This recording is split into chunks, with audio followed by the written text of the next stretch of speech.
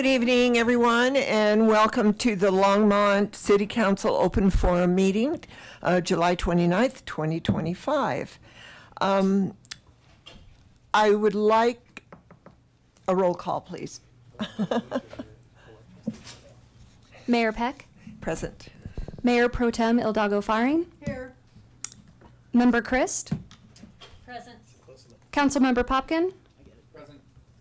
Councilmember McCoy, Present. Councilmember Rodriguez, Here. Councilmember Yarborough. Here. Mayor Peck, we have a quorum present. Thank you.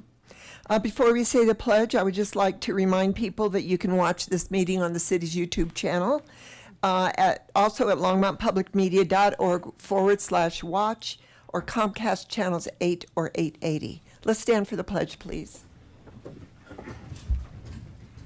I pledge allegiance to the flag of the United States of America and to the republic for which it stands, one nation under God, indivisible, with liberty and justice for all.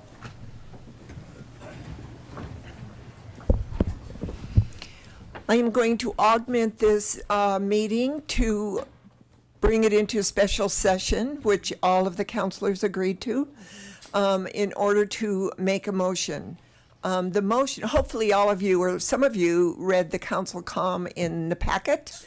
So I'm just going to go into the motion as soon as I get rid of the screen. There you go. I move to table the Distal Toll Land Exchange due to an ongoing legal negotiations with Wholesome's property interests. When the negotiations are settled, council will bring it back on a future agenda. So I need a second. Second. It's been moved by myself, seconded by Councilor Christ. We'll open it up for a very short discussion, but I need to caution council that anything you say cannot be part of our executive session on this subject. Seeing no one in the queue, let's vote.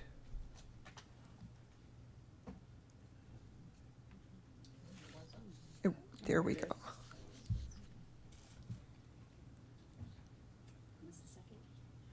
It was Councilor Christ. Yeah.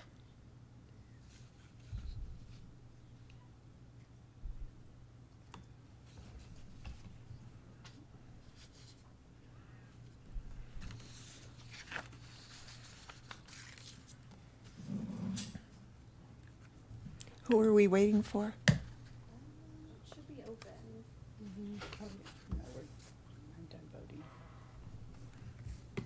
Has everyone voted? Let's do verbal vote then. All those in favor? Oh, it came up. Okay. I thought it was broken for a minute. And that passed unanimously. Thank you. We'll now go into our regular open forum meeting. I have one sign-up sheet. I'm assuming there will be another. And everyone has 5 minutes. I will call you as the way you signed up on the sheet. You may sit in the chairs. I think I'll call 4 at a time. So you can come up, sit in these chairs. And if you would like a certain counselor to answer your question or comment, please let us know beforehand. So the first people on the list are Diana Chavez, Ann Hansen, Phil Hansen, and Kyle Hansen. You may please come up, and the first one to speak should be Diana.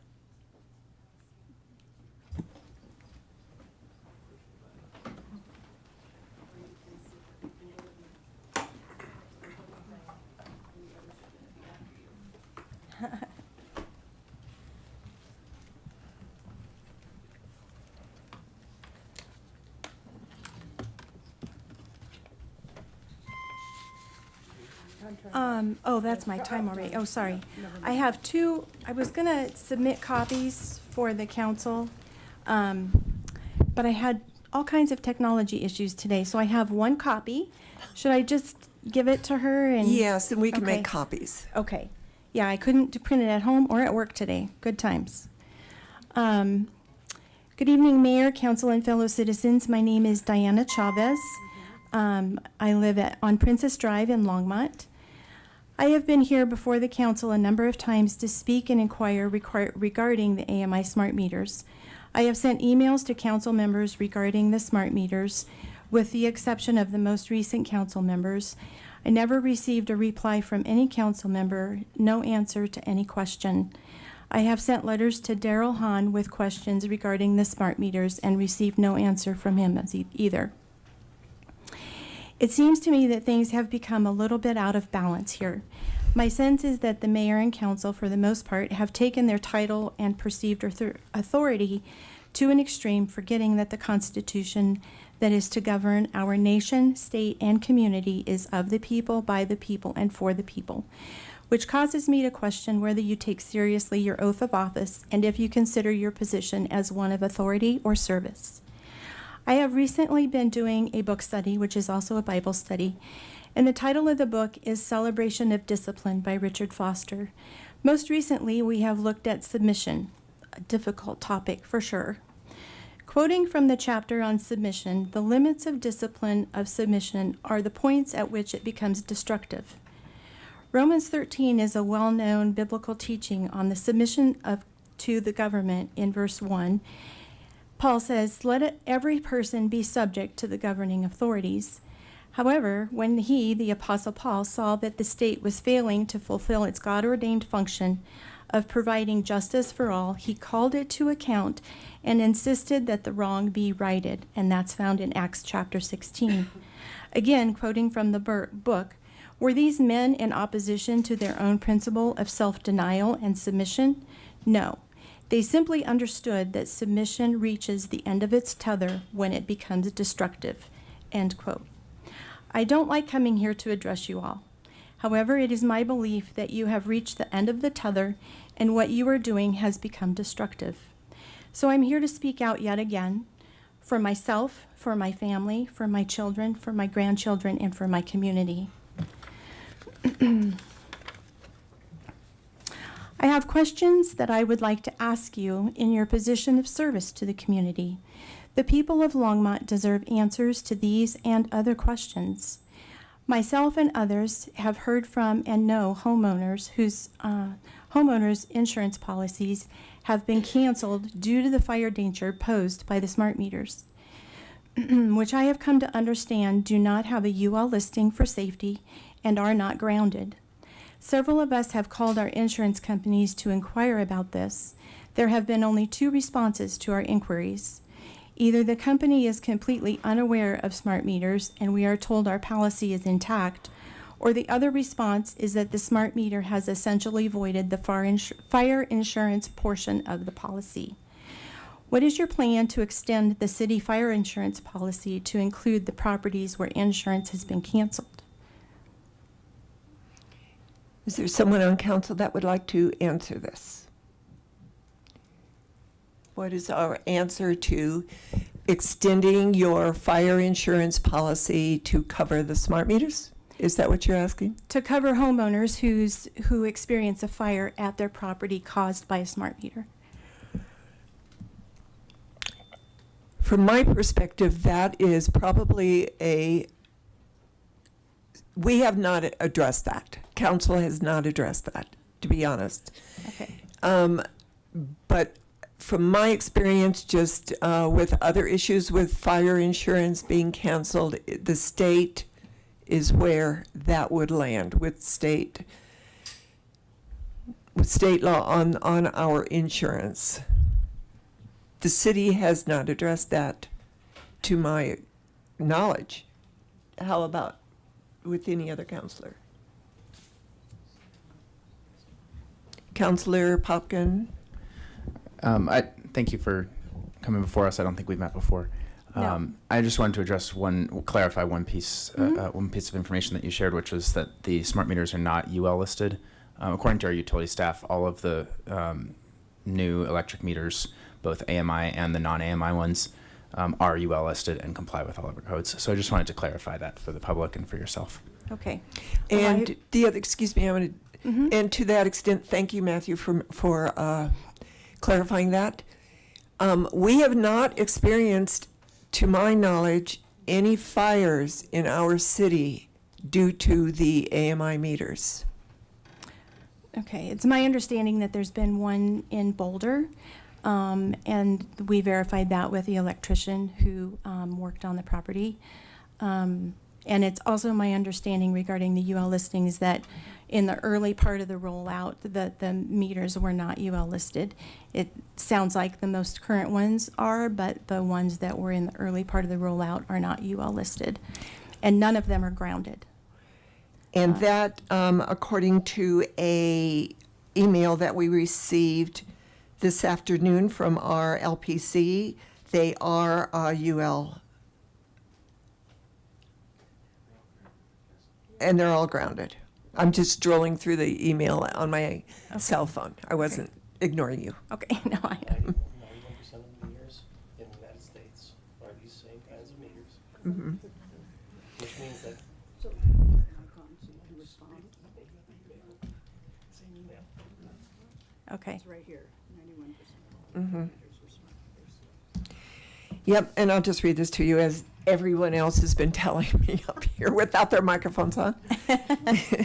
Is that in our email today that we did get from our LPC department, as of 2023, 91% of all electric meters in the U.S. were smart meters capable of remote communication, similar to our AMI meters, and all of the new Landis Gear electric meters, both AMI and opt-out, are UL listed and comply with all applicable safety and electric codes and requirements, and grounded. Okay. Well, that's, And we haven't had any fires in Longmont. okay. Well, there's plenty of evidence of fires in other places, and like I said, there's one in Boulder, so it's obviously a concern, and all the research that I've done indicates that the smart meters are not grounded. So, anyway. You said you had another question? Really I did fast? have a few more. I have, One more. You've had your 5 minutes, but okay.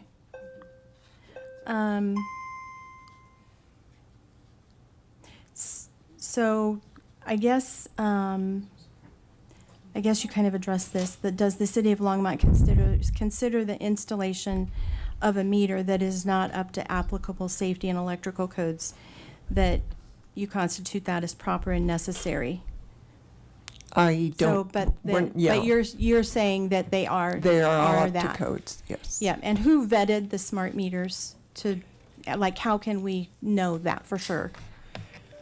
There is, I'm thinking it would be LPC, the Longmont, Okay. Well, I find it Public- curious that if all this is true, that we've received no answers to any of our questions.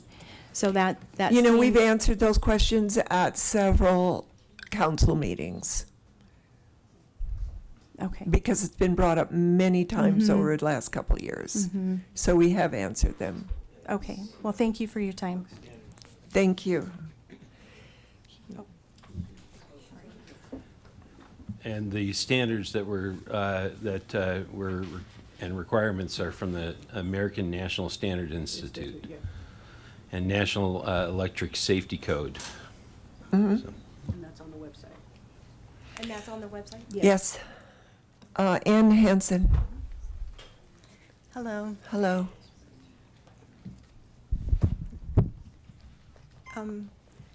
I'm here to talk about the open space and the land swap, the compost with a possible compost facility. So we farm, and our farm, part of it. Okay, thank you. Just put that almost right on your mouth. Why is it? Okay, There you go. it's still red, but okay. It should be red. Okay. So my grandparents bought our farm in 1944. It borders 20 and a half, and we are somewhat catty-cornered to where the Distal property is. And in fact, I knew Mrs. Distal. She was a very hardworking woman. I sold eggs to her. Starting in 7th grade, I raised chickens, and she loved buying fresh homemade eggs because she didn't want to raise her own chickens anymore. So once a week, I would go down and visit with her and sell her eggs. she would be horrified to know that this would be anything less than farmland, as I am as well. I was very happy when this land originally was to be slated as open space. I would really hope and wish and pray that it would continue to be that way. We would be impacted. We spend most of our days outside working. I have heard that it won't smell. However, near compost facilities I've been at and that ones that my friends are aware of and have been at, they do smell quite bad. I've heard that within a 6-mile radius, they do have complaints from them. So that would include some the eastern side of Longmont. One other thing interesting, when I was in the St. Vrain Valley School District, because this is the farm I grew up on, the one that I still live on, and we used to, the St. Vrain Valley School District had far more field trips than they do now. One of the field trips we took was to the St. Vrain River behind Distal's property. And I remember they taught us about wildlife, about the St. Vrain River, history in the area. They also taught us vegetation and wildlife of the area. And it was a wonderful day. In fact, to this day, I remember it. And I was in elementary school at that time. And of course, we cannot go back, but it's so close. And if that property someday was reclaimed into open space, it certainly would be wonderful to be able to take kids in the St. Vrain Valley School District out for a very affordable field trip. It may sound like a pipe dream, but it is just a consideration, is that this land can be used as educational purposes as well as open space. And a few other things. We are concerned with traffic, of course. Traffic out there is already it's already questionable. And let's see, I am concerned about the high water table. I'm concerned about the flooding because I know that I've seen floods out there, and I would not want to see the compost go into the river. And a couple other things. In 2021, Boulder County Commissioner Matt Jones, over the compost facility that they were pushing to put in at that time at Rainbow Nursery, Matt Jones said that the compost facility should not be built on open space. I agree with him, and I would hope that you would agree with him as well. Yeah, also my concern, especially as a farmer and not wanting to put on my land compost that would have any type of PFAS or PTFE. And as I understand it, the ASP technology that is used in California, that would potentially be used for these composts, this compost system, that they can leach into the compost. And I certainly would never put that on our farmland. So those are considerations I would hope you would consider. Thank you very much for your time. Have a good evening. Thank you. We'll take into consideration what you've said, but we have to wait until all these negotiations are over. I understand that. So it is tabled. Okay, thank you.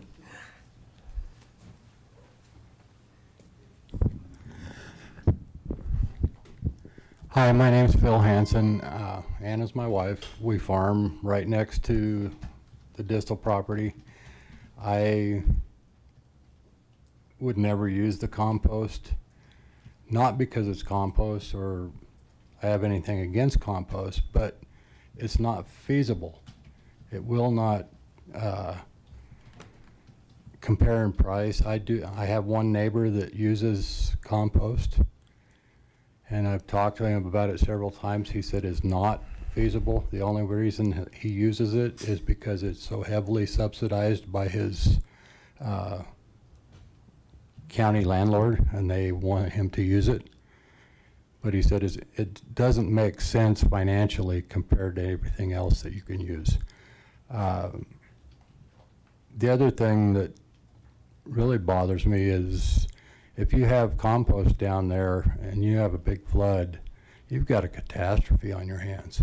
That's going to be a big black eye on Longmont if you let something like that happen. I mean, this makes absolutely no sense in my mind, and I hope that you'll reconsider and not put a compost facility down by the river. Thank you. Thank you very much. Kyle. Yes, my name is Kyle Hansen. As you've heard, both my mother and father have just spoke, but I'm also here in regards to the compost facility that is a potential for the distal property, and it is very unsettling and very stressful and unnerving for me. I mean, for one, if you look at Sandstone Ranch or all the apartments up by the Walmart over there, those are all of the farmers that live in that area. We're all going to be impacted by it. We are all going to smell and have to deal with the compost facility daily if it goes in. And it's going to be a huge drain on mental health, which is never a good thing. And it's also going to greatly depreciate anybody wanting to use Sandstone Ranch, which I think is very sad. But I just think it's really important to consider everybody who you are impacting and all the negatives that come with this potential compost facility. If we're going to put in a compost facility, I'm not against compost. I think compost is great. It's a great way to use food waste. But if we're going to do something like that, we should really think about where we're placing it. We should put it maybe near a landfill that already has been set up to the point where it's not going to be inhibiting more people or impacting more people because of a new facility. And it also isn't going to be taking up priceless open space land that we are losing more and more every day, because every day we have more and more development going in. And throughout my life, I've seen more and more farmland be taken away from us near our property, near the property that I hope to take over and farm eventually as well. And we're slowly losing our agriculture and our open space. And I think this would be a great disservice to all of that. So thank you for your time. Thank you, Kyle. The next four are Sherry Rasmussen, Doe Kelly, Karen Kroll, and Mary Lynn.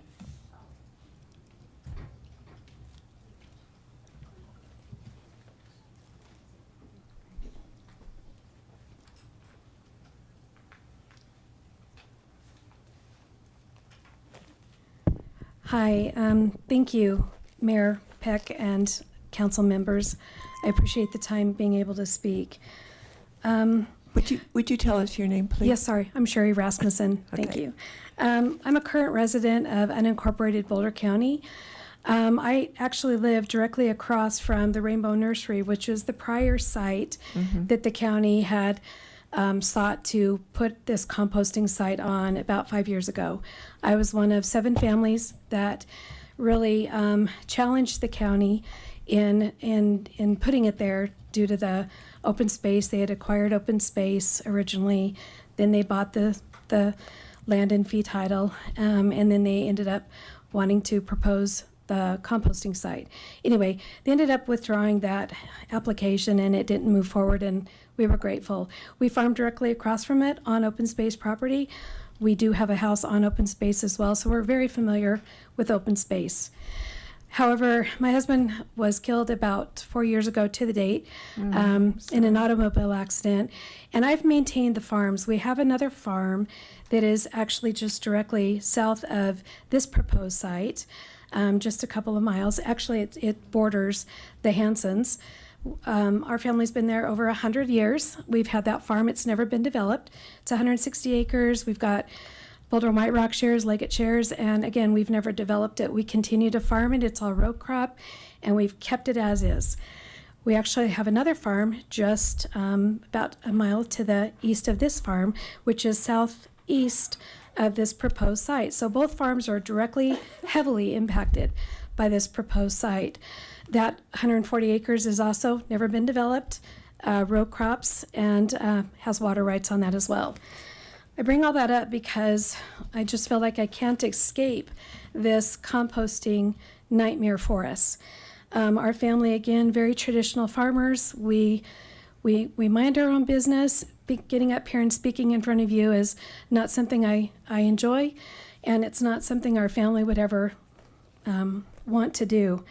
But I did some research. I've done a lot of research since the first initial meeting that we had with Boulder County on the Rainbow proposed site.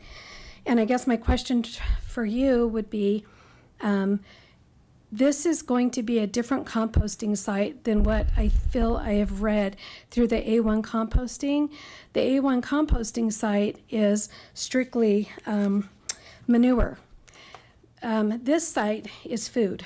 And I have in my hand a large packet that's public information. It's on the Weld County Commissioners' hearings. And it is, and I just chose one, but I chose the one that most models this type of composting site. And it is Heartland Composting Site. I would challenge you all to dig all that up and read it.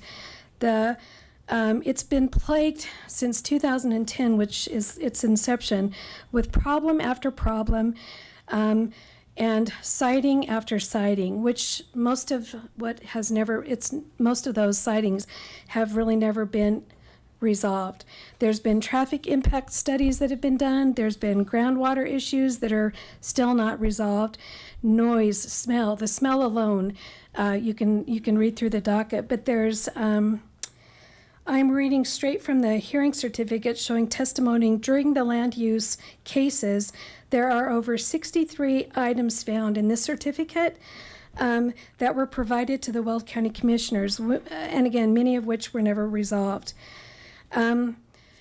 Looking through all the testimony and looking through all of the stuff that Weld County has had to endure just answering a lot of these complaints and filings, is the city of Longmont really prepared, both staffing and temperament-wise, to really address a lot of these pending issues or future issues that would come about? Should we really move down, or should you move down this road? These are substantial, and again, these are really good testimonies to hear, because this would be a very similar composting site to what we would be seeing over in our neck of the woods. And again, very different than what the county is proposing with the A1 composting site. And again, I know I'm running out of time, but when the county initially proposed the Rainbow Nursery site, they used a composting site in comparison that was in New York. And during our battle with the county, that composting site was shut down. It's actually not in existence. So thank you for your time. Can I ask you where this Heartland composting site is located? Yes, it's in Weld County. It's on County Road 49. I can provide the information, or I can leave this information for you if you'd like. Yes, please. Thank you for your time. Thank you. Let's see, Doe Kelly.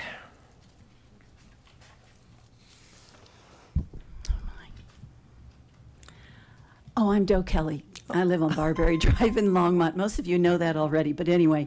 Oh, yes, and a sidebar. It is my birthday, and yet here we are. Happy birthday to me. I asked myself... Is that your balloon back there? She brought it.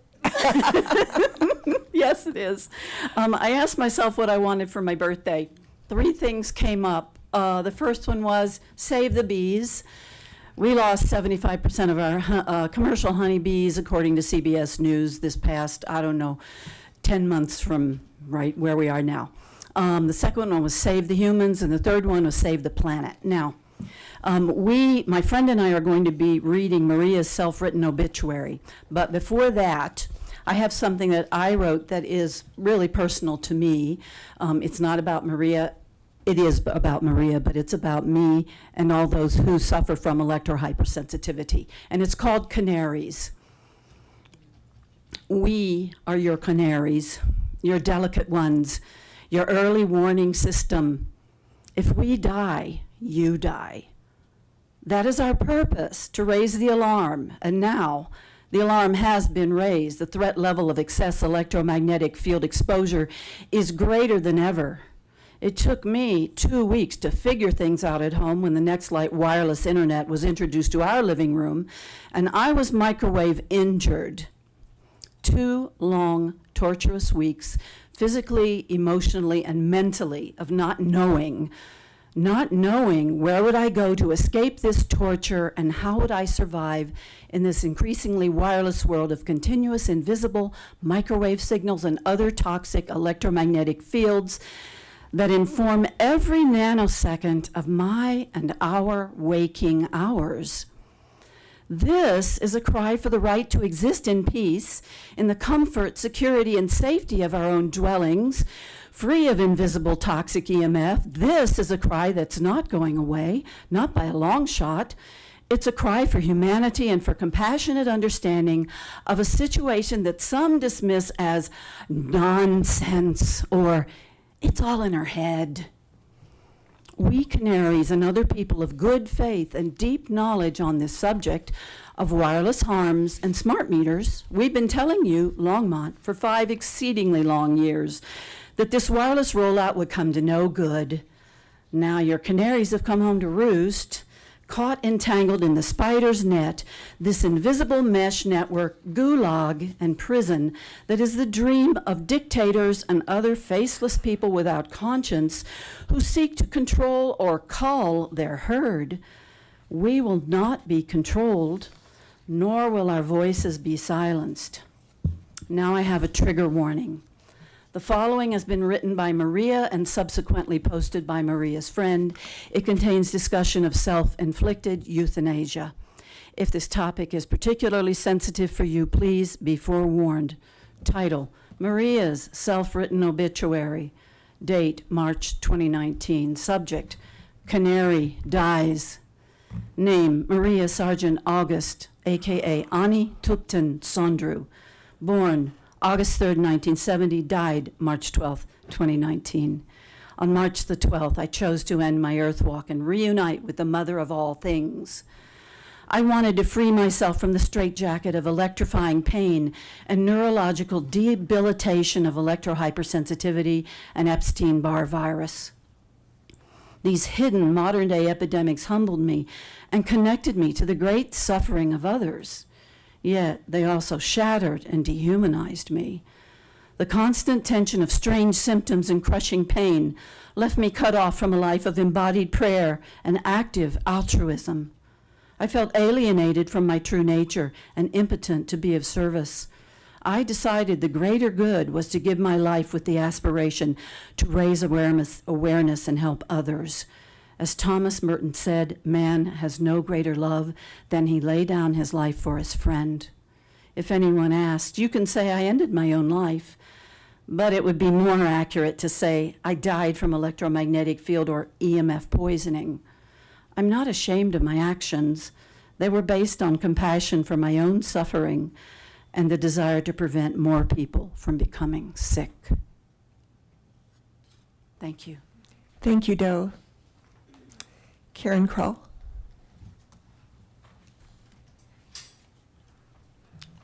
Good evening, City Council members. My name is Karen Krell, and I live on Nelson Road in Longmont, and I'm continuing Maria's obituary on behalf of Doe Kelly, myself, and all humans, insects, and animals harmed by EMFs and smart meters.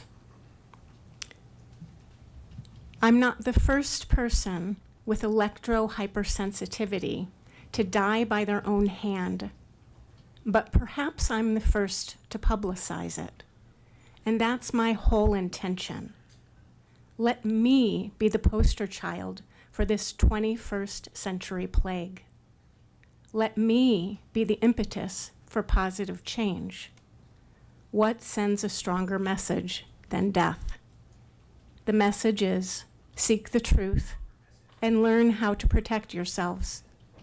The message is create housing opportunities for people with EHS.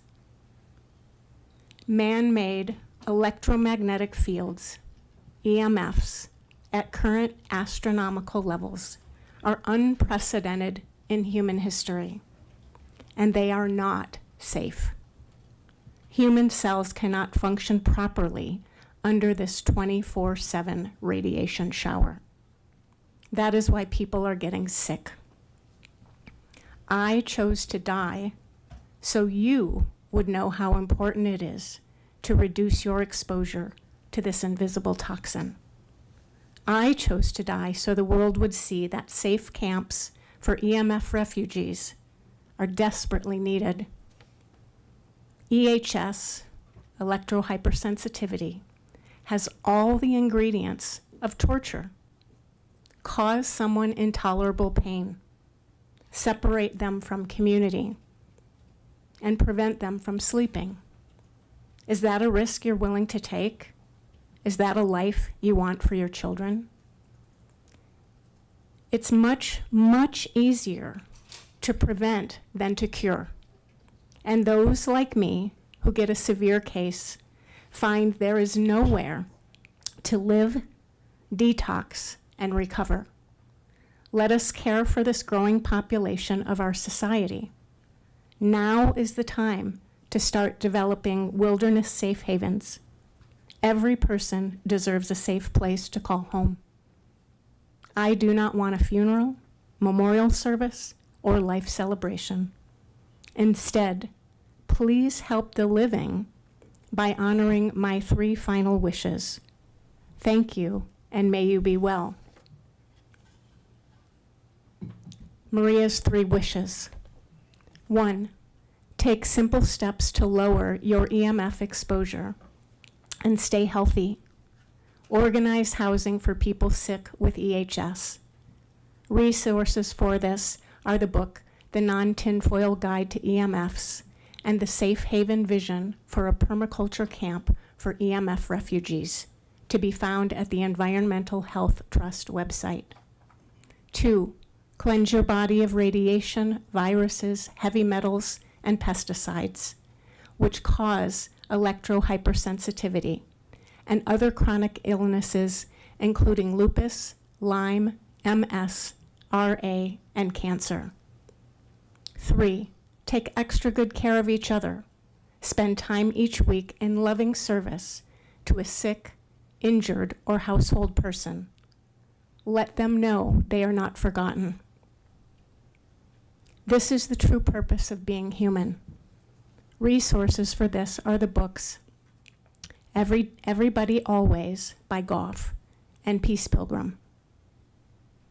May my death usher in a new era, an era in which EHS and Epstein-Barr virus are taken seriously, diagnosed correctly, treated immediately, and prevented widely. May this be an era of permaculture eco-villages, bountiful food forests, abundant altruism, and safe technologies. I gladly sacrifice my life for that purpose. May it be so. Look for me in the sun, the moon, and the stars. Pray that I've melted into mother luminosity and am helping all beings in all worlds, in all ways. May the bodhicitta flourish. Thank you. Thank you, Karen. Mary Lynn?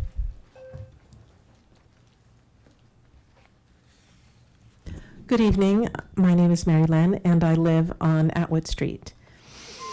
So, in speaking with engineers about the city's AMI rollout, it's come to my attention that smart meters are not fused, which is different than grounding, which means that as the electricity comes into your home and passes through the smart meter, if there's a surge that causes that smart meter to heat up and do all of the things that smart meters can do, like melt the battery if there's a battery, cause a fire, cause heating up of the and damage to the electricity in your home, in your home and to appliances and so forth,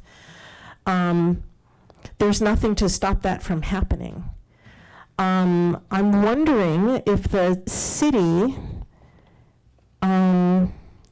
has in its code that it will use reasonable diligence to provide an adequate and uninterrupted supply of electrical energy at normal voltage, but if the supply shall be interrupted or fluctuate in voltage for any cause, the city shall not be liable for personal injuries, loss or damage resulting therefrom, nor will such failure constitute breach of an agreement for electric service. And the city then says the customer is responsible for taking whatever precautions the customer deems appropriate to protect against interruptions of service or fluctuations in voltage, so long as precautions do not conflict with these regulations and so forth.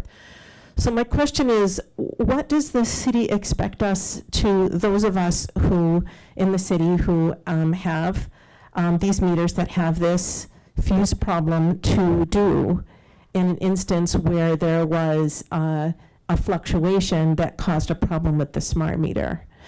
And the reason why I'm asking is because the city is trying to move to an all renewable grid, which unless we spend an extraordinary amount of money on building a battery infrastructure that, the last I checked, we can't actually afford to the level that the city would like, the fluctuations are part of the picture. So I'm asking the question of what does the city expect the homeowner to do should this happen? And since this is a problem that is voiding the fire insurance on people's homes, what the city expects the homeowner to do in terms of replacing their fire insurance, should that happen? Councillor McCoy. Thank you, Mayor Peck. In today's modern homes and even homes that were built 100 years ago but have now been upgraded to have electricity in them, they all have, most of them have moved away from fusing. They use circuit breakers. Electricians will tell you that.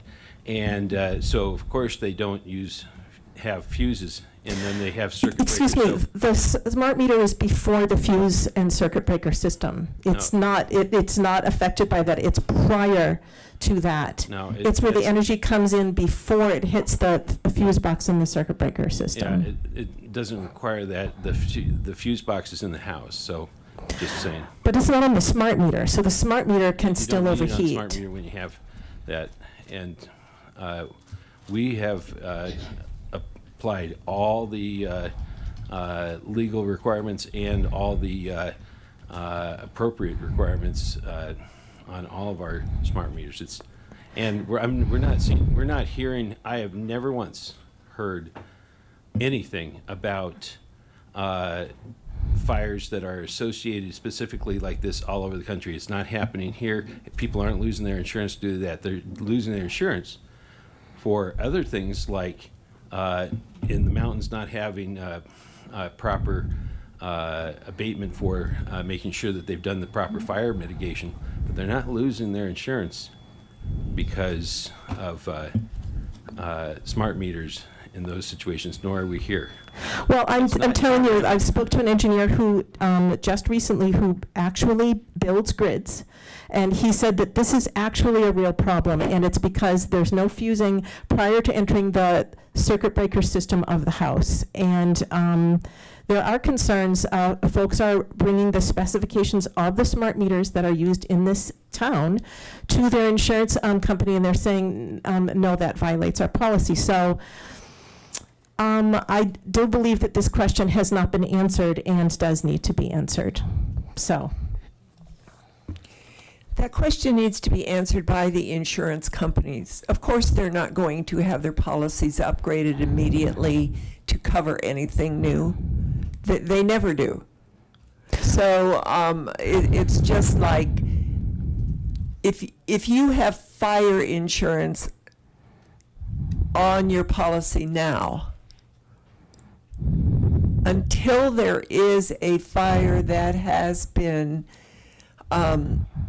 addressed because of a smart meter, we don't have anything at this point that says that our insurance companies in the city of Longmont are raising the rates or are not insuring people because of fires with smart meters. So who should I have these folks contact at the city who have now had their insurance questioned? And we're in the process of investigating this with our insurance, and we'll be able to report back on this as well. I've heard from a number of different people, and it does have to do with this fusing problem and the fact that the smart meters can overheat, and they are hearing this. So where does this go? The fire chief. Okay, and so you're saying that the city of Longmont, it does have in its code that you're not responsible. I did read you that section. If there's any issues happening from surges of electricity, and so you're saying city council doesn't feel that you have any responsibility to look at this further? I just want to be clear. No, that is not what I said. And thank you for bringing it to us. We will ask our fire chief and get a public statement made about our smart meters, fire insurance, and what that looks like today. Thank you. The next four people, Linda Lee, Terry Moore, Kim Edmondson, and Jeff Lester.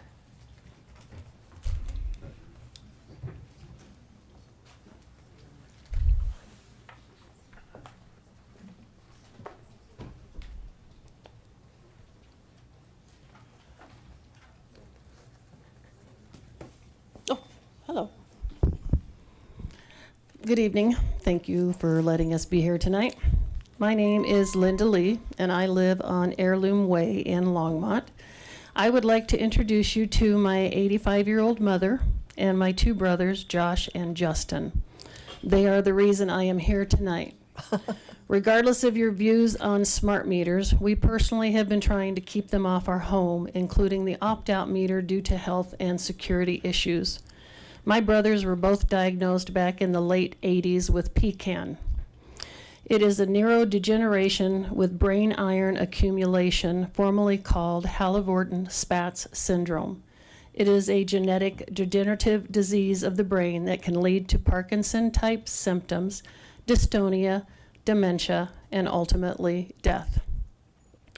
In the early 1990s, they both underwent a procedure for deep brain stimulation, with a stimulator placed in their brains and wiring down to the chest area for their batteries. According to a National Library of Medicine article, it states whether intentional or unintentional sources of electromagnetic interference, EMI, can lead to either malfunctioning or damaged DBS devices, as well as injury to human tissue. Would you be willing to risk your family members with potential harm from these meters if you had a deep brain stimulator? There is a lot of controversy regarding the smart meters, their safety and security. For my family, it is one of safety. I personally believe that there are increased fire risks associated with these meters, and I have nightmares wondering how we will get my brothers out of the home should we have a fire. There are plenty of articles out there if you are willing to take the time and research. Norman Lamb, with an E, is actually an insurance examiner, and he has a Substack where he talks about this particular area, and he has also testified in New Mexico. Most of you are probably not aware that the city sent employees and the Longmont Police to our homes on May 29th to serve us with a notice of disconnect power. And if you were not home, they changed your meter anyway, knowing full well it was not what you wanted. In our case, my mother was home getting ready to take my brother to the emergency room for an infection with a 104-degree temperature he was coming down with. And the last thing she needed was them showing up at the door to harass her, intimidate her, and bully her into taking a smart meter. We scheduled a disconnect hearing with the city like we were told. It was supposed to be with an impartial hearing officer. It was not. It felt like he was the strong arm of the law defending the city and their actions. When we got to the hearing room, there were 3 city employees, the deputy city attorney, and the hearing officer, who is also an attorney in Longmont, so 5 against 1. This hearing felt as though the decisions had already been made regardless of the evidence. It was a formality rather than a true hearing. I am here tonight to ask some questions that others have refused to answer. During those hearings on June 23rd, a lot of people asked questions, and the UL approval listings were one of them. Also, as far as the, if they'd been approved, and we were told no. Or actually, maybe Daryl couldn't even answer the question at the time. So, are you as city council aware that you are possibly violating your own codes by what you have installed on the houses, the National Electric Code because of security reasons, seeing as how they can be hacked and spied upon, and OSHA? There are many others to list, but I don't have time. I'd like to know how you plan on rectifying this. Considering the state of Colorado just passed the House Bill 251175, which is a smart meter opt-in rather than opt-out, do you believe, in light of this new passed legislation, that Longmont could be seen in violation of this new law under the Equal Protection Clause, the 14th Amendment of the U.S. Constitution? What does Longmont gain by forcing these meters on the people? Is it Longmont's intention to reach 100% electrification by 2030? If so, how does that look for the residents that still have gas appliances? Are you going to make them illegal and remove them? Is this because you are trying to join the United Nations Resilience Hub? And if so, how does that also benefit the city? Why were we recently told? Thank you. Oh, I'm sorry. Let me ask you a question. Were you offered an opt-out option to not have the AMI installed? We were, but when I was given the information on the opt-out meter, it also has the same capabilities as the smart meter. It can be turned off and it can be turned on. Who has that control? I don't know. I'm not willing to find out at my brother's expense. So right now, I'm sitting here waiting for you guys to make a decision, because when the hearing officer sent out his saying that we were all denied, he didn't bother putting anything. So I have a feeling on day 29, you guys are going to show up and disconnect our power, because nobody has said otherwise what's happening to us. So are you going to show up and disconnect our power when I have two brothers that have brain stimulators, and I have a mother that has a CPAP machine, and I have a brother that's on a trach and has oxygen for it at night? Are you going to turn off our power? Diane Christ here. Councilor Christ would like to comment. Ms. Lee, were you able to ask or mention to the hearing officer your medical concerns? Oh, yes. Oh, yeah. They basically said, hey, you have smartphones, there's smart TVs, there's all sorts of things in these days that, that shouldn't interfere with it. Do you? I Or do you sent try to them- control other EMF modules? They don't in your have home? smartphones in their rooms. Yeah. So, I mean, they have a smart TV. Had I known some of the stuff that was going on years ago, we probably wouldn't have got them for them. However, their bodies have come accustomed to them, but now with the new battery replacements that they're doing in their bodies, they are all done with a smartphone. Not something I would choose, but that EMF can still possibly hack their deep brain stimulators, and I'm guessing probably adjust them or heat them up if that's where they're talking about possible damage to the tissue of their bodies. I don't know. I know that I did include that article to the hearing officer for him to view that, and he acted as though he hadn't even seen it. And to answer your question, no, your electricity is not going to be turned off. Okay. Is there anyone else that would like to comment? No. Thank you. I Thank appreciate you. your time. Oh, thank you. Terry Moore. Hi, Terry. Hi. It's amazing. I didn't know I had built a name for myself. I talked to Strings before. Let me visit the subject again. The hearings were a joke and did not resemble due process of law at all. But I talked about that last time that I was here. Where is the money this time? Why was there such a push to get them all installed? Did House Bill 251175 have anything to do with the rush? Was there any money waiting on that? Are you glad you made the push to get them all installed? Why? Are there strings attached? Did you make a deadline of some kind? I asked you to think about the safety of the meters last time. Did you? Or did you just buy whatever someone was selling regardless of the truth? I still know people who are hurt by these meters. One was even at the doctor's office late today and couldn't make it tonight. I was going to give her a ride. People are still hurting. Have you helped them? I don't think so after hearing what I heard about. I went into one person's house, and in 10 minutes, that's all I could take. I am a ham. My call sign is KI0RE. I've never had a problem. And yet, at their house, I felt it. You've got something that's going on, and it hasn't been tested for, and somebody pencil whipped it. So what will you do with the strings that you found? Don't have any that you know of? Really? People are hurt. The invoicing devices you approved are hurting people. Are you sure these devices were safe? Are you just listening to somebody else? Do they hurt sensitive people? Will they not burn a house down?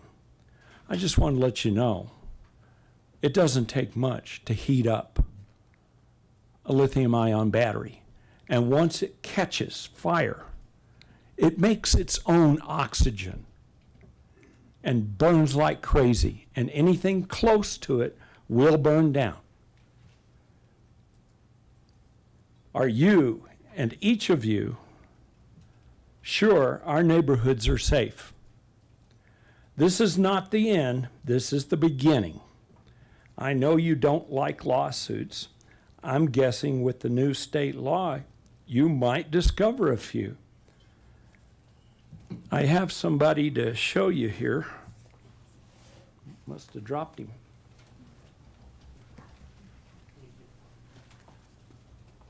This is Lavoy Finicum. He knew the Constitution pretty well. He was a rancher. You may have heard of him, because this is a Constitution right here. That's him on the back, that's him on the front. He died for the ideas written in this document. Will others in Longmont have to stand up and get cut down or lose their homes or their life for you to do something about it? The California fires, some say, were caused by the meters.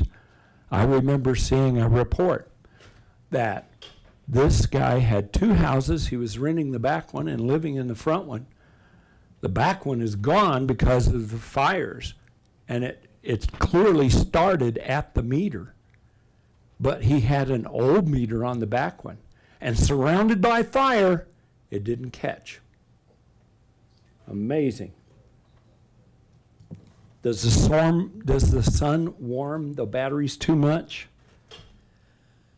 Are we going to sit and wait until a fire is caused and someone that will have to bear the burden of doing a law and going with the insurance company and figuring out who is responsible for this?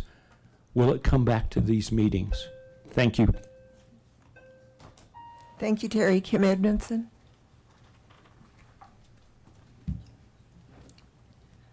Hello, I'm Kim Edmondson from Bittersweet Lane here in Longmont. And I've been talking to this council for about 5 years now and Sustainability Advisory Board about the meters and about their potential fire harms, health harms, all kinds of harms, every harm under the sun that has been proven and discussed by leading experts who need more money for proper research they're not getting for whatever reason. I can't imagine why. A lot of these things they've touched on, I could talk on as well. I had an interesting run-in with a fellow friend of my daughter's parent who actually installs smart meters for Xcel Energy, and he had some questions, and I had some questions for him. And I asked him about something I saw on a Connecticut for Safe Tech website about the grounding of the home, and I said, in Connecticut, it's the homeowner's responsibility to make sure their home's properly grounded. Is that true in Colorado? And he said, yes, it is. And he said, as a matter of fact, my home in Firestone, that's not even 10 years old when we bought it, I checked it, and it wasn't even properly grounded. And so I would have thought when they came around with these meters, just as a safety wellness thing to do, would check to make sure houses are grounded. I watched them put meters on all my neighbors' house. I watched them put the opt-out meter on my house, which I did not want, but I felt coerced to doing because I had my 87-year-old mother-in-law watching our pets while we were on vacation, and she's on oxygen, and I couldn't risk having you coming and either swapping out and putting a toxic meter on her home that could affect her pacemaker or make me sick when I get home without my knowledge. So I got your opt-out meter that I did not want, but I felt coerced like I had to. And so if there's any electricians here listening to this tonight, feel free to call and put out an ad on your websites that you will inspect people's homes to see if they're grounded.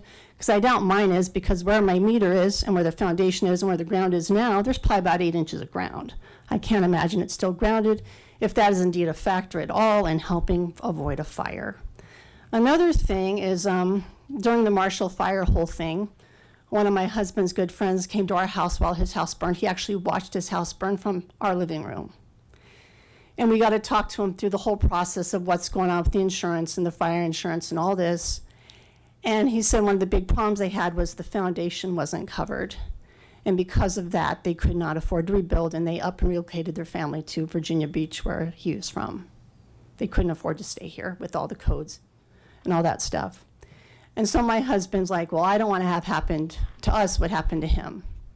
So he changed our policy to have better fire coverage.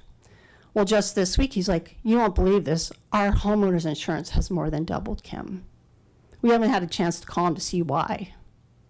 But it's getting to the point where we can't afford to stay here because you won't drop grocery taxes, and because you got to keep your lending ability up and all of that other stuff, because it's more important than your people being able to survive in your city.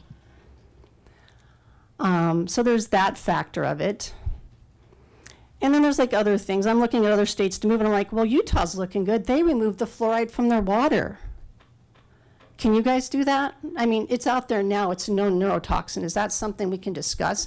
I saw, I think it was a sustainability or water board meeting where a former council member, Martin, who's no longer here, made a comment, and I have it written down at home. I can send it to you if you want to rewatch it, about how, well, we can't remove the fluoride from the water because doing so is a guilty admission that we're doing something wrong, so we should just keep it in there. My theory is, if you know better, do better. We all now know this. Some states are removing it. Why isn't the city of Longmont? At least that's the least you can do. It's a neurotoxin. And by the way, I've read studies that say EMF radiation from smartphones, smart meters, what have you, actually open the blood-brain barrier. So here we are getting a mega dose of fluoride with the side of smart meter EMF to, speed it up.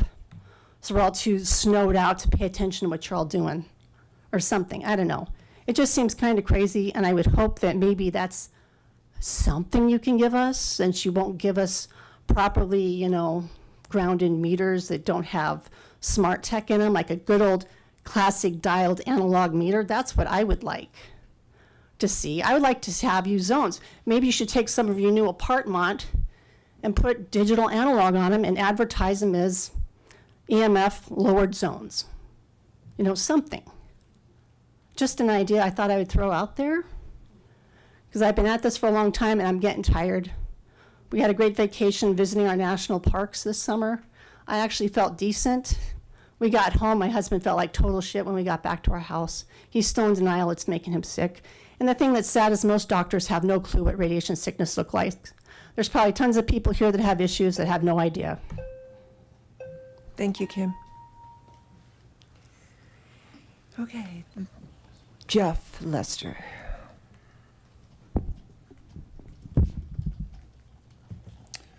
Good evening, council members. My name is Jeff Lester, and I reside at 1517 Mayfield Lane. I appreciate the opportunity to speak with you tonight. I'm here this evening to respectfully express my strong opposition to the proposed land exchange involving the distal open space property. In my view, this proposal marks a dangerous turning point, not just for this one parcel, but for the long-term integrity of Longmont's entire open space program. Some within City Hall may argue that distal is a one-time deal, that future land swaps will be judged on their individual merits. but the public actually perceives Distal quite differently. Approving this exchange would set a lasting precedent, politically and culturally, that land purchased with voter-approved open space funds is negotiable, even expendable, if another city department has a compelling enough need for the land. That would mark a significant shift in expectations. Until now, open space in Longmont has meant permanent protection for wildlife, for the environment, and for residents who deeply value these lands. This proposal would be the first time designated open space is repurposed for industrial development.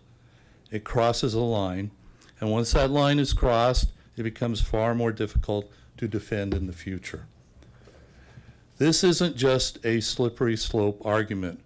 Rather, it's about honoring the promise made to voters and preserving public trust. If open space protections can be traded away, then what does permanent protection really mean? On the merits, the proposed swap simply does not provide a net benefit to Longmont's open space program. There is no meaningful ecological or recreational gain that justifies relinquishing the Distal parcel as outlined. Even with the proposed 5-acre increase, the exchange would fragment the existing continuity of the Distal property and with adjacent open space lands. By any reasonable measure, the result is a weakened, not strengthened, open space configuration. Additionally, the public process around this exchange has at times been murky. Offers from City Hall to the county for the use of the Distal open space were made largely behind closed doors. Many in the community, including myself, were surprised to learn just how far along the process had advanced before there was broader awareness. To be clear, open space advocates like myself support composting and understand the need for better infrastructure, but that shouldn't come at the expense of protected land. Other options exist. Boulder County's Phase 2 feasibility study being released this September will include further site selection opportunities. So why move forward with the offer of Distal to the county when less damaging alternatives may still emerge? This question brings me to my request this evening. While I support the council's motion to table or postpone the land swap, I believe more is needed. I urge the council to take the next step and to formally request that Boulder County remove the Distal property from further consideration as a compost facility site. In addition, I propose that any future site selection discussions be limited to land already designated for public works use, either within the city of Longmont or at sites elsewhere in the county that are brought forward in the county's upcoming Phase 2 study. Pursuing these alternatives would ensure our protected open space remains preserved.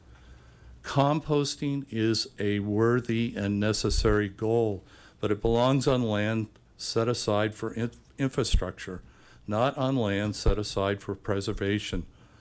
Open space needs to remain off limits to industrial use, no matter how well intentioned the purpose. I urge you to uphold the promises made when voters approved open space program and ensure that protected truly means protected. Thank you. Thank you. The next four are Ruby Bowman, Jamie Simo, Rob Alexander, and Ethan Augreen.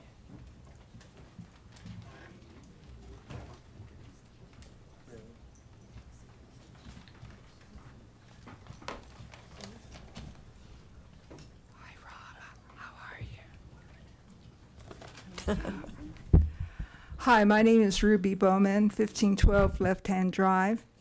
Last month I sat in these chambers and I noticed a prominent display of the city's land acknowledgement concerning stolen Indian land. One sentence in the acknowledgement caught my eye. quote, "We honor the history and the living and the spiritual connection that the first peoples have with this land," unquote. The bald eagle is part of that living and spiritual connection to the land for Native people. The bald eagle is one of the most iconic and sacred beings on this earth for Native American culture. I am Diné, or Navajo, and in my culture, the eagle is part of our emergence and creation stories and our healing ceremonies. And for many tribes, including Indian nations of the Great Plains, eagles are sacred because they soar high in the sky and carry our prayers to the Creator. I was once told by an elder that we must treat eagles gently because the body of the eagle represents the body of the world and all life on earth. The Confluence Bald Eagle Roost, located on Boulder Creek Estates open space, is one of the most critical winter communal roosts for bald eagles in the Boulder-St. Vrain corridor, according to Front Range Nesting Bald Eagle Studies, a local research and advocacy organization. In a 2008 Times Call article, "Roosts may be largest in northern Colorado," eagle observers described the Confluence Roost as the Whopper and historic, and as being the biggest one on the Front Range because of the high number of eagles roosting at the site.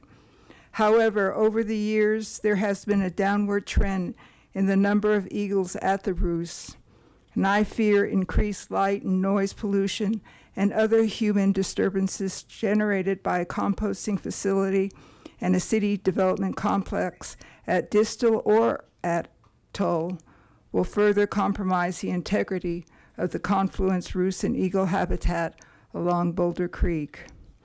A composting facility will also function as a wildlife attractant for bald eagles and other raptors, influencing changes in their foraging behaviors to become scavengers. Contrary to what was reported a few weeks ago, animal parts like bones, chicken, fish, and meat are accepted by Boulder County and Longmont for composting and will attract wildlife, including those moving along Boulder Creek to the compost piles. Longmont and Boulder County have not even conducted a biological assessment to investigate the potential harmful impacts to eagles in the area. At the very least, a comprehensive study should be completed by raptor experts before a decision is made on the distal disposition or the toll property. The people of Longmont voted to tax themselves in order to create our open space program and approved 2 extensions. The city holds these lands in trust for the people.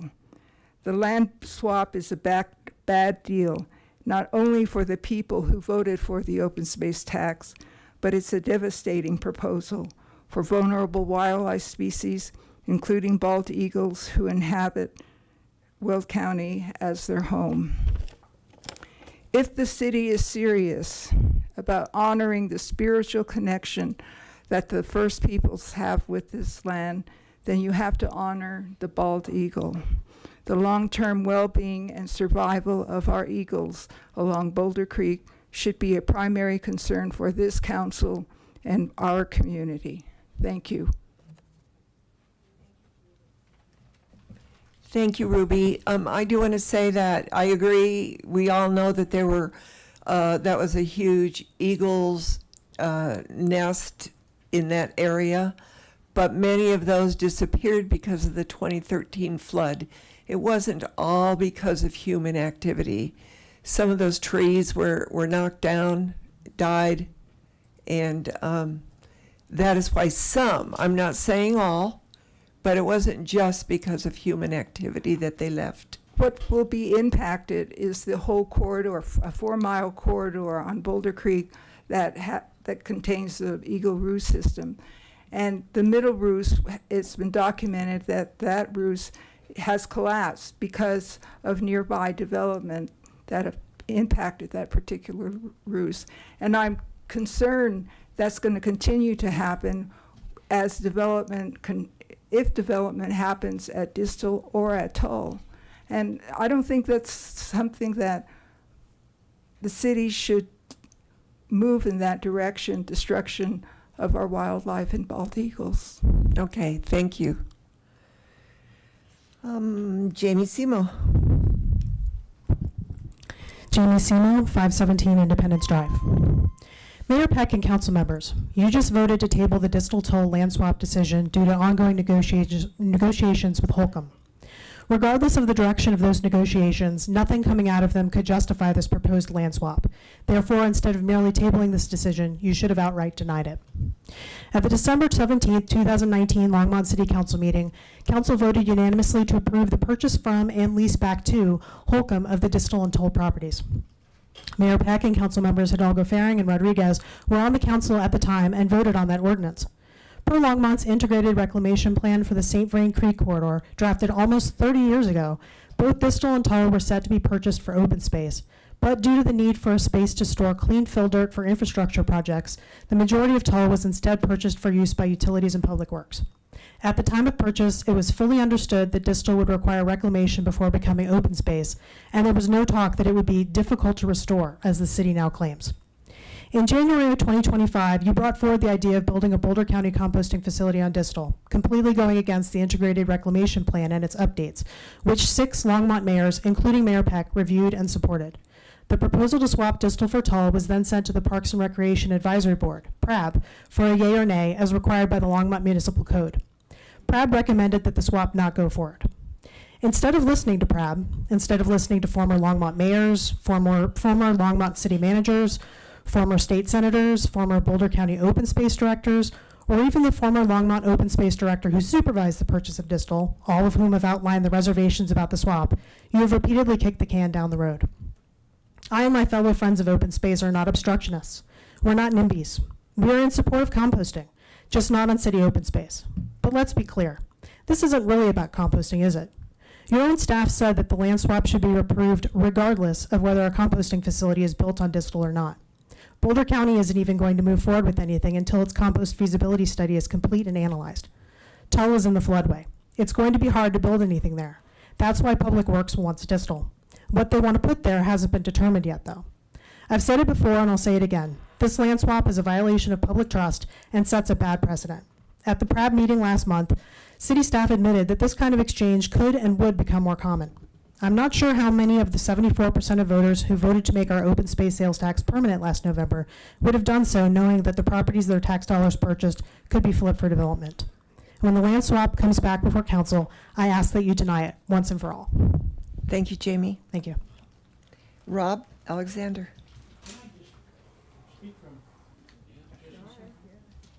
On off, there we go. Perfect. My name's Rob Alexander. I live 2 miles south of town in unincorporated Boulder County, where I've been, but Longmont's been my town for the last 30 years. I'm here to talk about the Distal property and the potential for it to become a composting processing site. I recently retired from Boulder County Parks and Open Space, where I was a agricultural land and water manager. I was involved in composting efforts since the late 90s. In fact, I was involved in every one to some degree, except for this one. And while we all know that composting would be a good thing and we want it to work, it's very difficult and it has a lot of challenges. And as I read the feasibility study for this project, I see a very big void in dealing with the feasibility of what are you going to do with the product. In the recent feasibility study, they almost don't touch on that. And that is the end use. The best use for that is on large acres of farmland in Boulder County and close by. You can't get very far away because transportation kills it. And they have not looked at that at all. We have looked at it in the past, and it just isn't very feasible. This kind of compost has limited benefit for the soil and the crops. And as Phil Hansen, who is a farmer adjacent to this, the property, said, the benefit just isn't there. There is a large-scale farmer that farms for Boulder County and City of Longmont, who did pretty extensive testing on the ground with compost, and his conclusion is it just doesn't pencil out. So, who's going to pay for the transportation to the farm? Who's going to pay for the spreading? Who is going to pay for the compost itself? If that doesn't pencil out, and all indications are it doesn't, I don't know this for sure, but I suspect the county even can't afford to just provide it free of charge and pay for the hauling and the spreading, that the feasibility is not going to be there. So my concern for Longmont is, what if it doesn't pan out? And I think Longmont needs to look hard at being pretty confident that this project is going to work. There's been a lot that have not been successful. Rainbow Nursery is the most recent. What happens if the project doesn't pan out? Does Boulder County maintain a piece of property surrounded by Longmont property that's managed differently? I would suggest Longmont consider a provision that if it doesn't work out, the land goes back to them, or some provision that considers what I think is a high probability this project isn't feasible. All good questions. I can't see my time, that's the problem with being You, here. you got it, you're good. Okay, I have other concerns. I live nearby. I have concerns for my family, for health concerns. One thing I would like to see, and again, maybe this is for Longmont, maybe not, maybe it's for Boulder County. I have concerns about how is monitoring going to be done for the health concerns of the neighbors. If there's a problem, how is it going to be mitigated? I think that those things need to be answered clearly up front. I think it's just a horrible site to locate a composting facility. For wildlife, these large agricultural tracts have incredible wildlife value. They're not looked at that way. They look more at agricultural land values, but they have incredible value as wildlife habitat because of their size and remoteness. That's a terrible place to put a very active site. It's going to impact the activities of the farmers around them. It's going to attract the neighbors. High water tables, flooding. I just think it's a horrible place to site it. So those are my other concerns. But I think Longmont needs to think about provisions for understanding what's going to happen if it fails. Thank you for bringing those to us. Ethan Allgreen. He's afraid.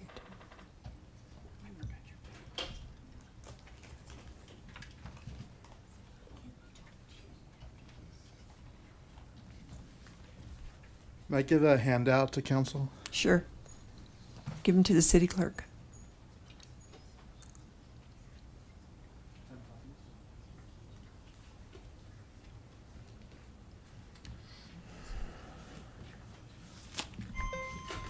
This open forum is going to the birds. We've heard about canaries and bald eagles. I'm going to talk about another bird. It's actually a really exciting discovery that was made on the Distal property. I named him Ozzy in honor of Ozzy Osbourne, and because his nest is metal. It's on a utility pole at the Distal open space property. And ospreys are a federally protected raptor species under the Migratory Bird Treaty Act. That means any individual who disturbs his nest could be prosecuted for committing a crime. But his nest is perched precariously and dangerously atop a wooden electrical utility pole. So the bird could be electrocuted, could start a fire, could endanger workers. In situations like this, Boulder County has a policy of collaborating with Colorado Parks and Wildlife and local utility companies to construct nearby nesting platforms, providing a safer alternative for the birds. However, this nest is not in Boulder County, it's in Weld County. So therefore, the city of Longmont should take the lead by working quickly to install a safe nesting platform 100 to 200 feet away at a more naturally suitable site within distal open space, just south of the current location. Only then will Ozzie Osprey and his growing family be truly free to thrive. This will be a cost-effective solution and a best practice adopted by many cities across Colorado to help better protect raptors who decide to nest in odd locations. Indeed, this was done a number of years ago for the famous ospreys who have resided for many years at Boulder County Fairgrounds here in Longmont. And I've also heard that at Twin Peaks Golf Course, a platform was built for the ospreys who reside there. Time is of the essence. Fall migratory season begins in mid to late August. New platform installation must happen within the next 2 weeks. The sooner a new nesting platform gets constructed and the ospreys see it, the more likely they are to voluntarily relocate. I urge City Council to quickly approve and fund a new nesting platform installation as soon as possible before Ozzie and his family leave for the season. I believe funding should already be available within existing city programs to fulfill this request. But if that is not the case, I ask Council to provide the relatively small amount of funds needed to build Osprey's new home. And I want to show you what that could look like. This is a visual demonstration of a new platform that could be situated very close to the existing platform. The Ospreys would see it, they would return here in the next spring, and that would be, it's a great solution for everybody. There would be less risk to the Ospreys being electrocuted, less risk of fire, and I'd like to hear your thoughts about this and if you think this can be done.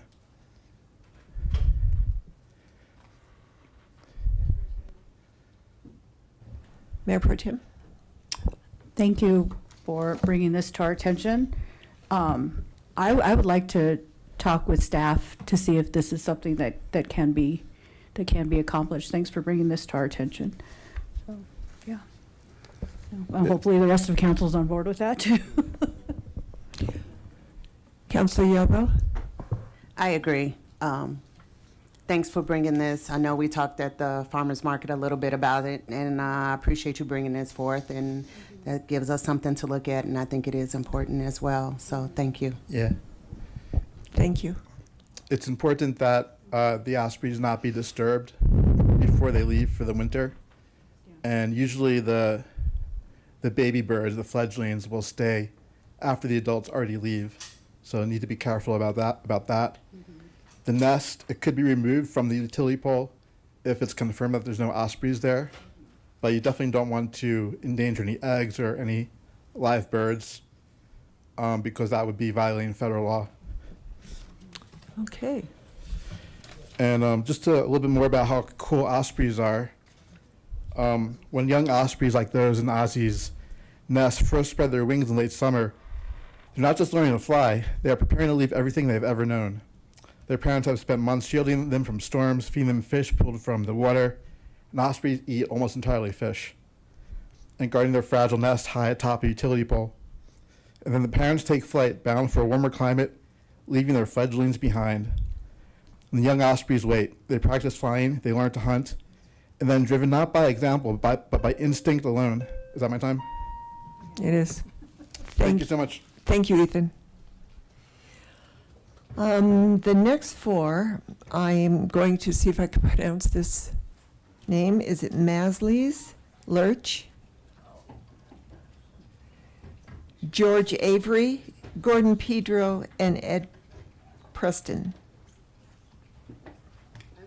Prestamon.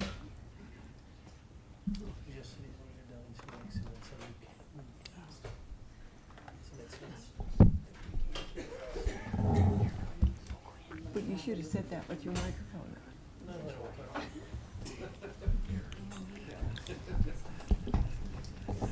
Oh, good evening. Good evening. Thank you that we can speak here. Yes, you Uh, can. I'm Marley Slurch from 2105 Brooks Way here in Longmont. I just wanted to start it by saying that I don't feel comfortable at all. I actually get very nervous, so I'm going to force myself to speak slowly. I don't know if I should be afraid of you or anyone, right? Afraid of but us? It's just not as No, much no. my subject. But what also has been very, very dear to my heart, I mean, for over 30, 40 years even, is anything that is toxic in the environment. Been very much in holistic health, natural healing, and I know those people who were actually like RFK, of course, now at least I can say it publicly, people who actually helped others to get healthy naturally were actually persecuted, or they had to leave the country, or they were killed. So I knew about it. So I knew all the corruption as far as the FDA and all of that is concerned. I just had no idea that that actually spread throughout the whole government. So that has been new. But I would like to know how much jurisdiction you have, because you are obviously at one of the lowest levels, but you are volunteering, so you're not even getting paid, and you have to listen to all these complaints and make very difficult decisions to really accommodate, everyone. And so I'm just wondering, you must have special motivation in order to want to serve in this capacity. I want to applaud you for that you want to do that. But you must also somehow get some other benefits from that, right? Because somehow we feel we are not being heard. And how much of a say do you actually have? If we want to keep that open space, we want to live in a safe environment, we don't want those pesticides. A lot of it, all of these poles everywhere with the high frequencies. I'm very, very sensitive too, but I spent a lot of money even 30, 40 years ago. There are wonderful people who also got very sick and had the ability to provide and actually create something and devices to protect us. But it was over $4,000 at that time. Now it's cheaper and there are other devices. And I know Doe also offers some of those. So I know how to protect myself and my family. But I know that people and all of the people that live here or anywhere else, they're being, kept in the dark. They are not being educated, they're not being informed, they don't really learn how they can protect themselves. They don't even know, well, you heard that, why they get sick. And I wanted to actually bring something up. Vicky Kirch, who was a good friend because she's no longer alive, but she also spoke here, the beautiful lady, Waldorf teacher, and she also had students at home. It's for the younger ones. And one day, it was the middle of winter, January, she had a knock on the door and said, you have to get out, because you have your meter is on fire. He said, what? Yes, you have to get out. He said, I have children here. I can't just get out that quickly. It's the middle of the winter. Well, because he said you never heard of anyone. But this is what happened to her right here in Longmont, nowhere else, right? And so she said, it took a while. Her son was home. He was able to help because one was very small. And said for 3 days, we were not allowed or able to go back into our house. I don't even know, I didn't ask her where she spent it, apparently with friends, because it wasn't habitable. After that, of course, she fortunately noticed when they were going to put another smart meter on it, that she had gotten sick from. As I said, she died not too long after that. But they were going to put another smart meter on. She said, no, you can't. He said, why can't you? I said, it went on fire, so I don't want to risk that again. She didn't have to explain that she also got sick from it, but she actually had proof of that, right? So we know that that can happen. And no matter what you've been here, I don't know whether you got the correct information about it, because I know you want to do the good things, everything that helps us. But obviously, I don't think you're able to. You must be listening, or maybe you'll have to also follow some other codes that are required of you. So, is my time over? Because I had no idea how long I'll speak. I just speak from my heart, whatever comes up. But I just wanted to mention that. I just want to live in a safe environment, and one where people also feel they have a quality of life. All of these ugly buildings without any, Okay. Anything that Thank you for coming and voicing your concerns. George Avery.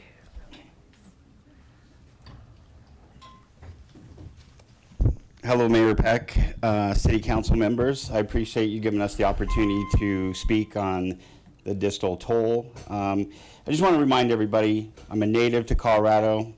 I lived in this house for the last 18 years in hopes that the land would be open space one day.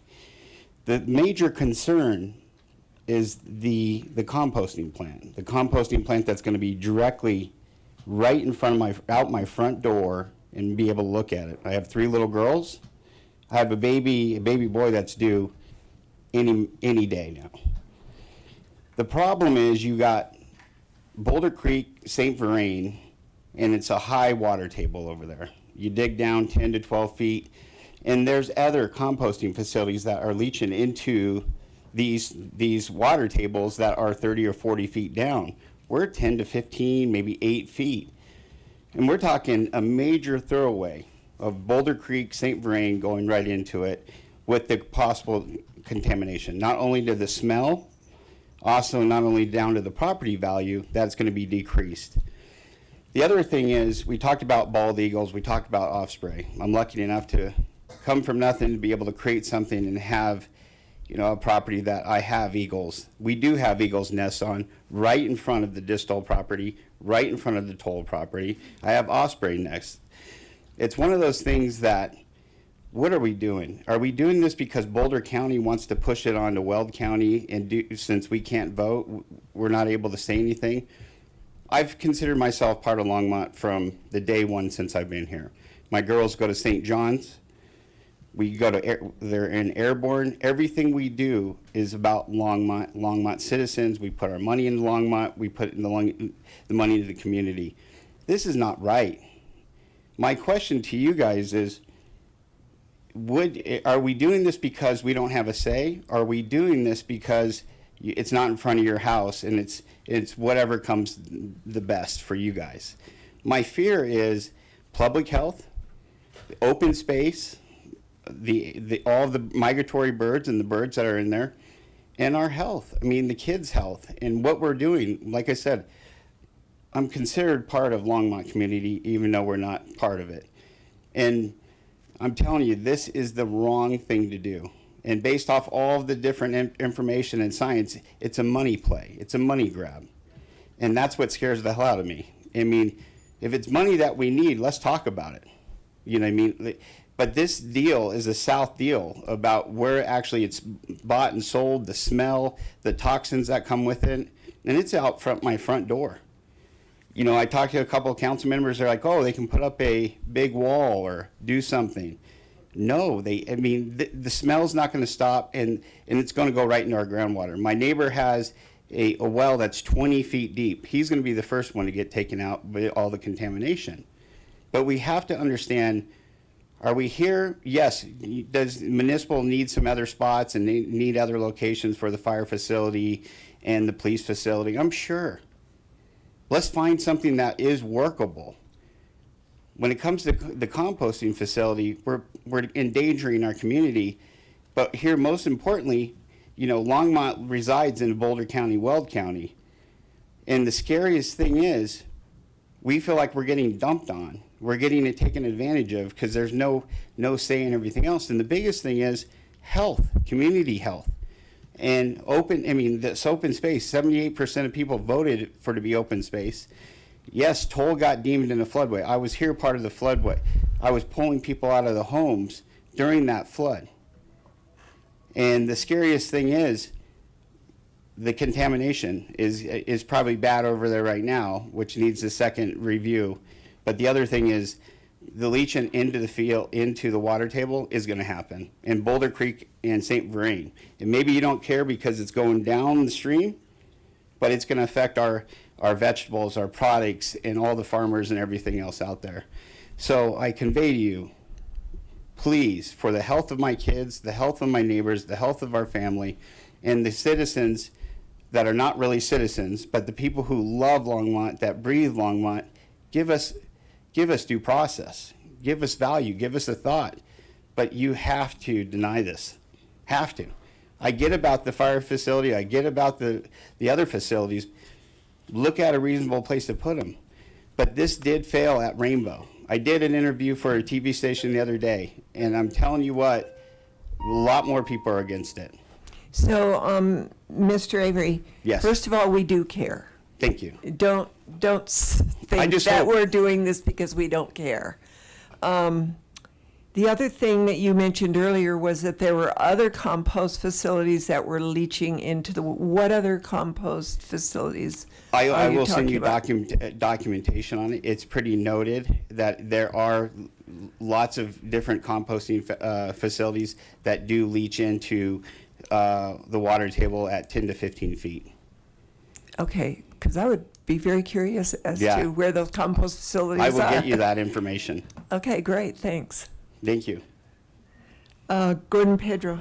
Whoops, we have Counselor, Mr. Avery. Yes. Counselor Popkin. Yes.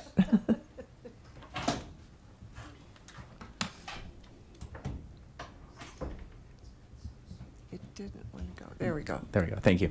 Welcome back. Good Hey, to see you thank again. you. Good to see you again. I know we talked at the end of the meeting about 2 months ago, and appreciate you sticking around and having the conversation.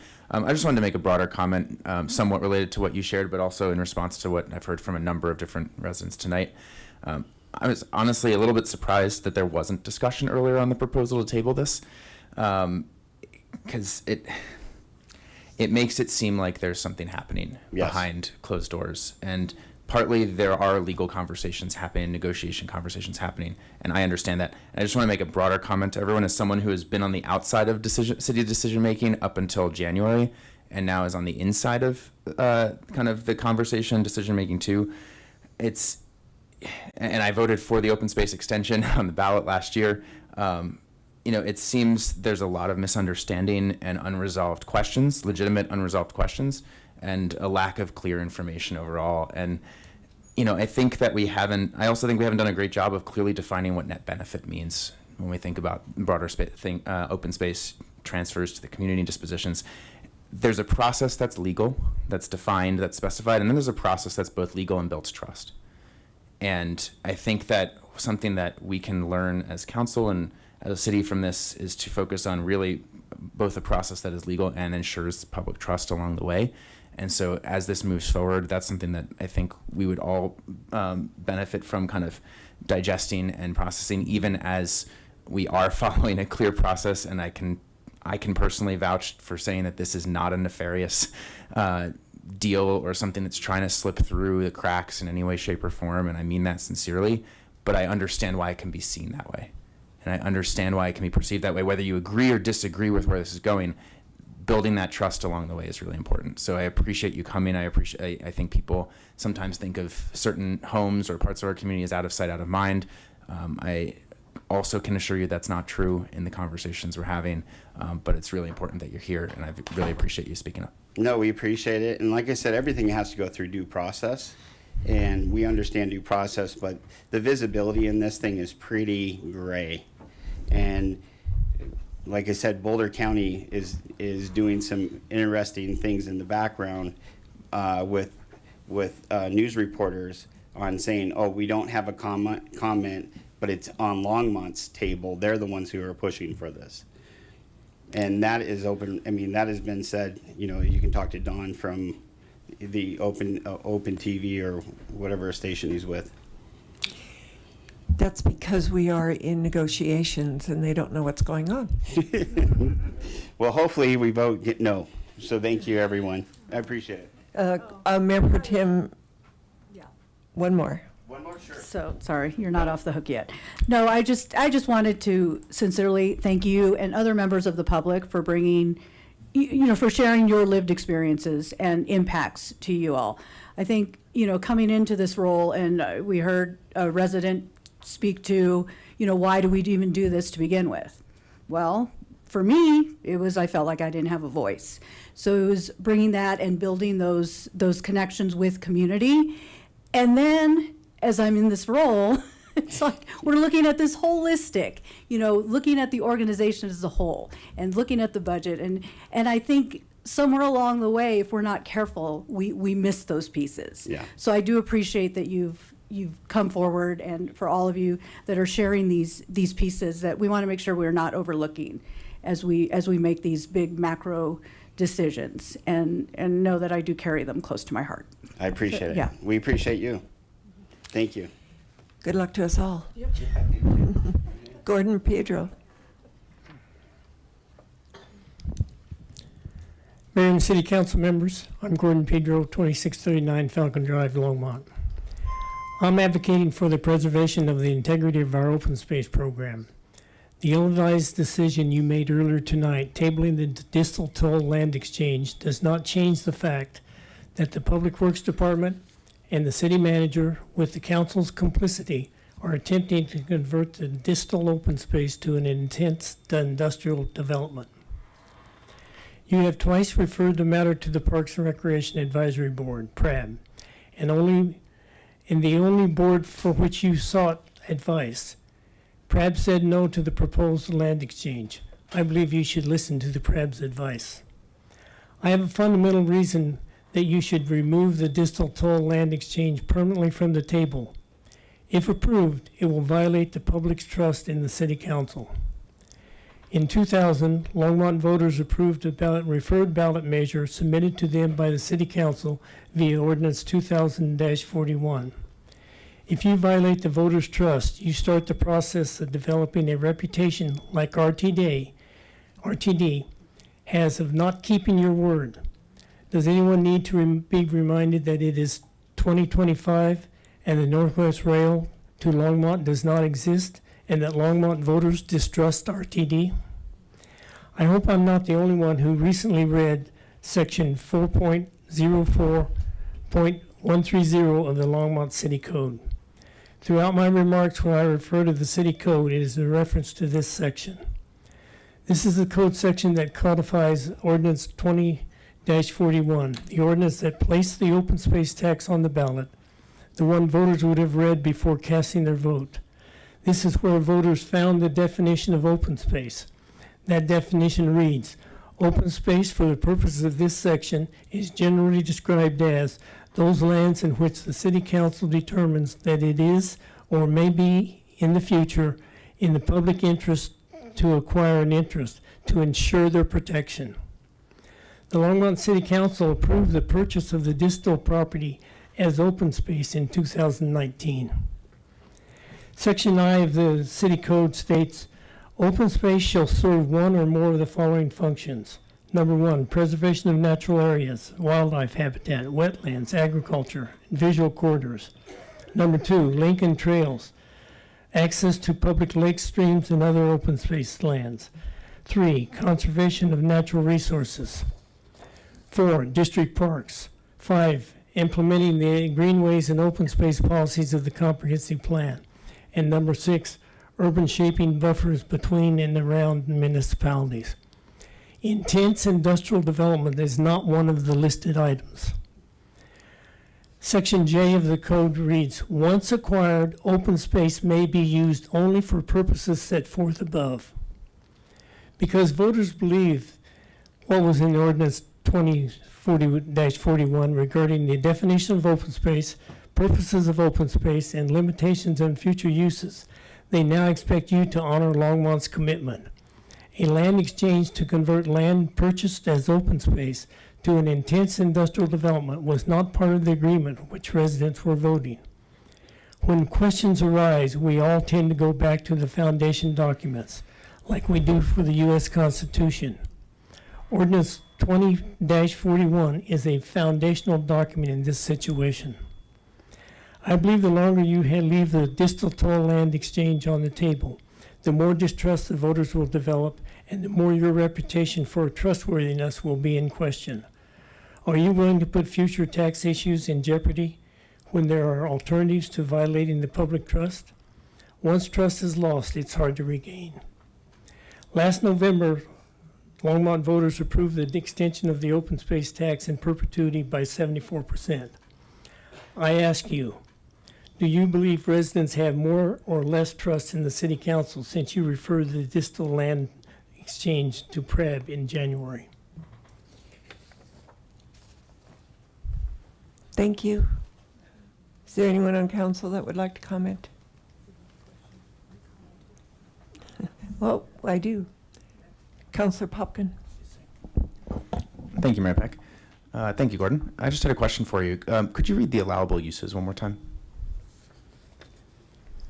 Preservation of natural areas, wildlife habitat, wetlands, agriculture, and visual corridors.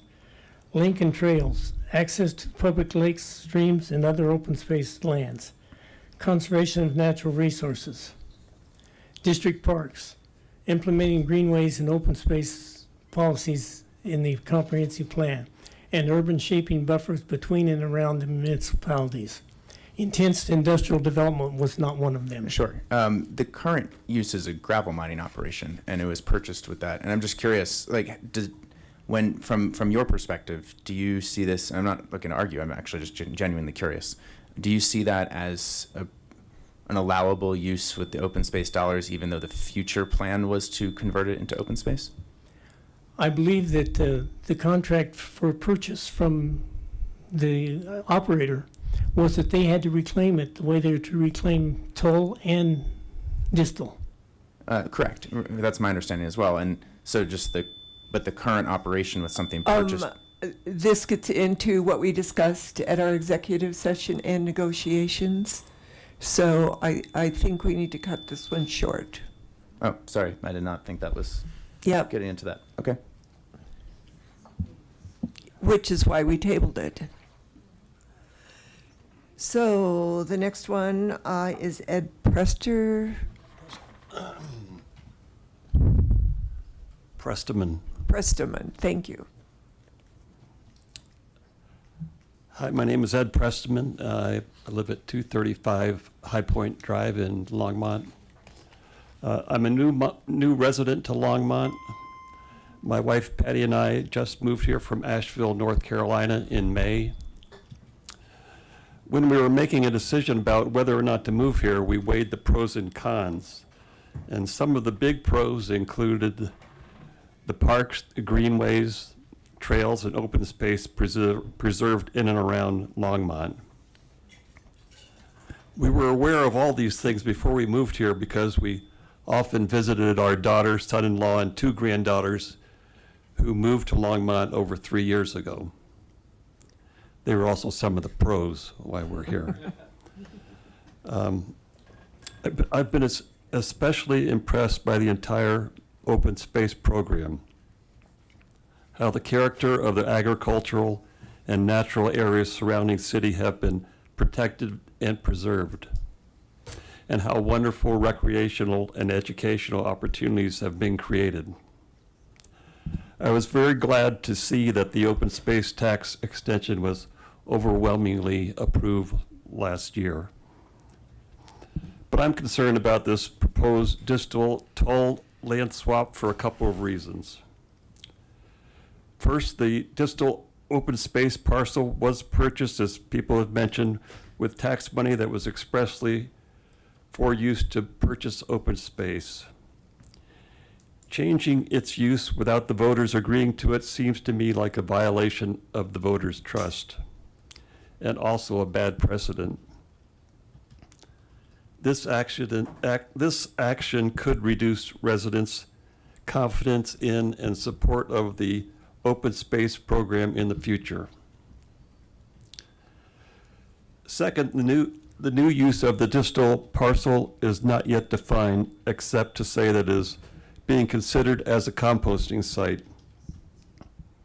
I was an environmental engineer for 40 years, and I watched the video of city and county officials touring composting facilities in Southern California last December.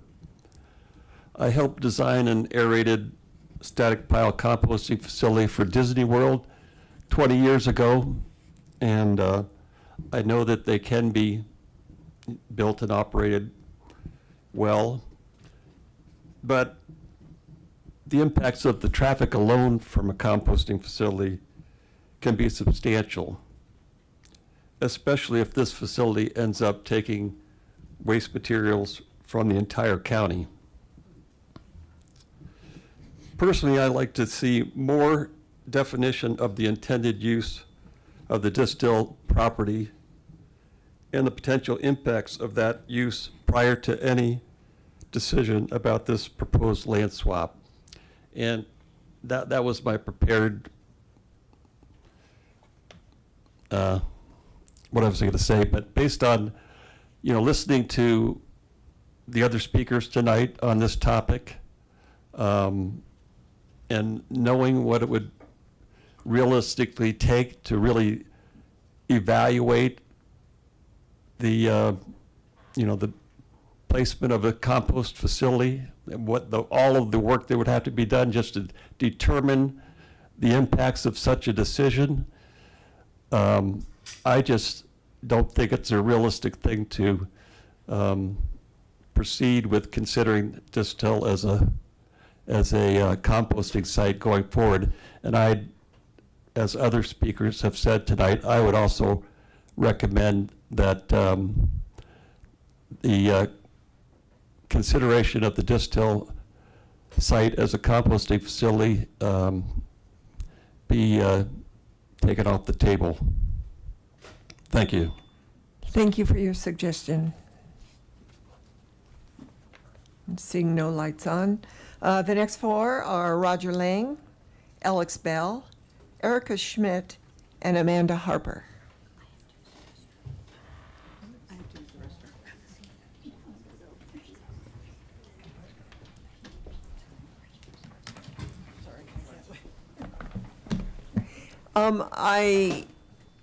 Does anyone else need a break? Need a break?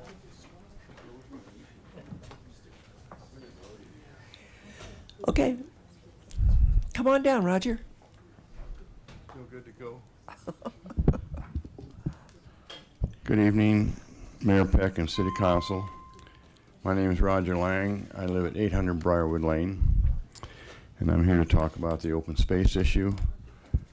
I'll just start with the question, is open space safe in Longmont? And I'll just go ahead and state what I feel. Open space is of high value to the citizens of Longmont, as demonstrated by the passage of ballot issue 3A last year.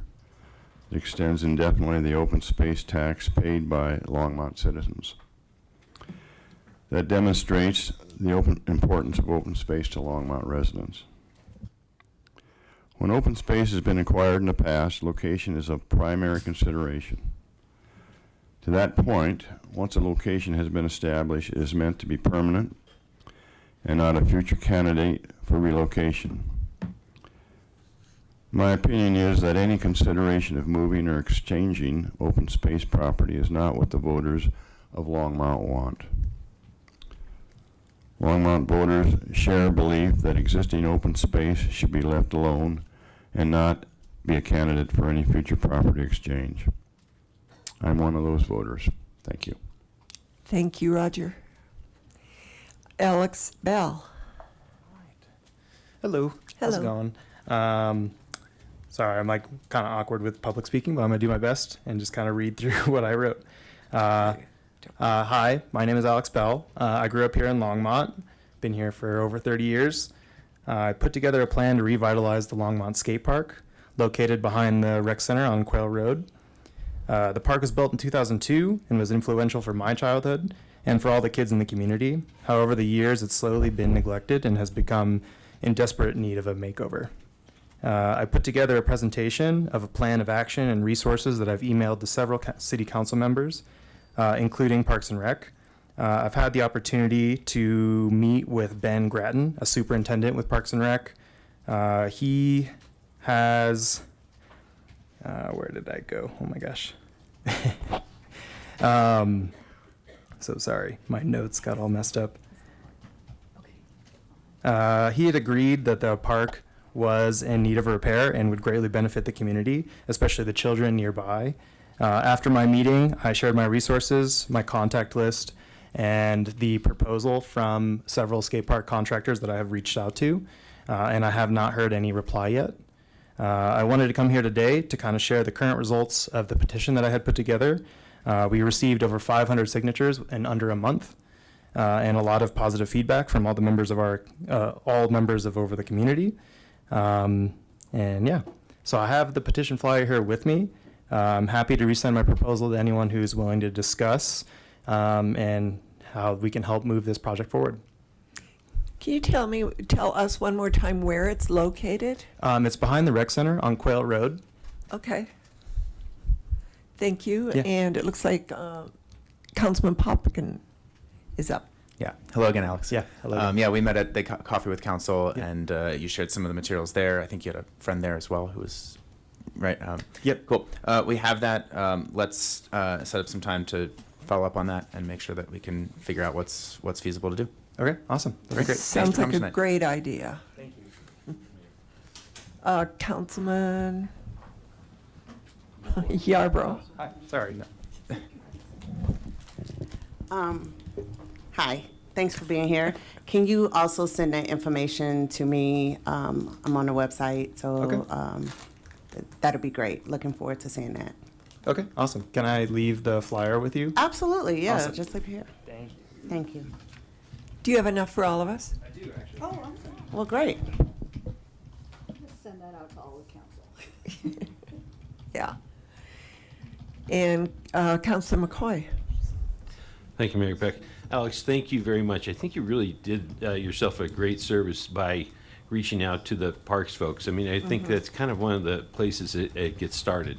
And we then can kind of see where the groundswell of interest is, as well as kind of you get some of the firsthand upfront information in regards to what the plan is from the Parks and Open Space and groups, so that they can tell you, oh yeah, that's on the docket for it being, refurbished or whatnot. So I think you approached it the right way, and I just wanted to compliment you, Oh, and thank maybe others could see the benefit of how you took charge and went after it and contacted city staff and went through the right channels. Well, thank you. It all started going to the coffee with the council, and I'm happy to continue, doing research, talking to contractors, just kind of getting general ideas of what we could do with the space. I've taken a lot of inspiration from Satellite Skateboards, who started the Green Block project, which is off of Valmont.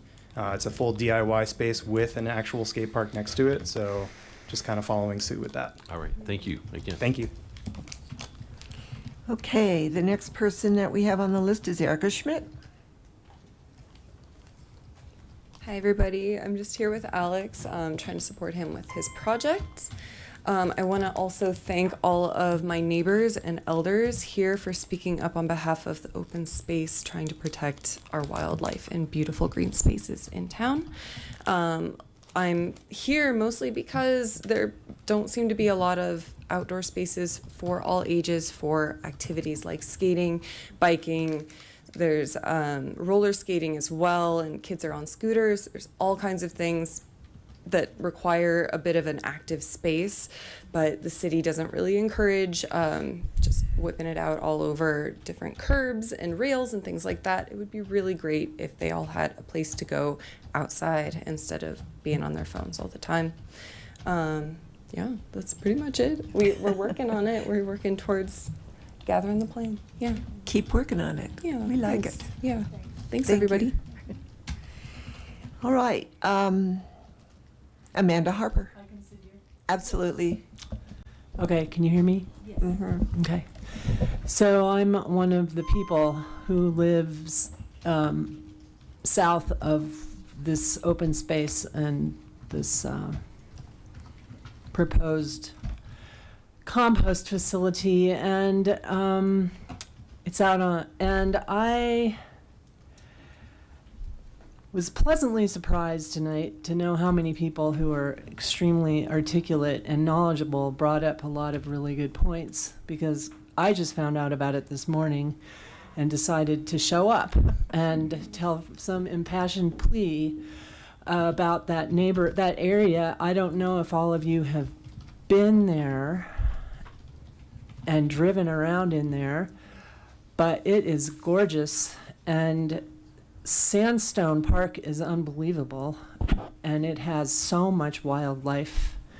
And there's just as an example of how sensitive that place is, they were going to put a fracking project on the corner of 20 and a half that Boulder County fought because of the whatever that was. And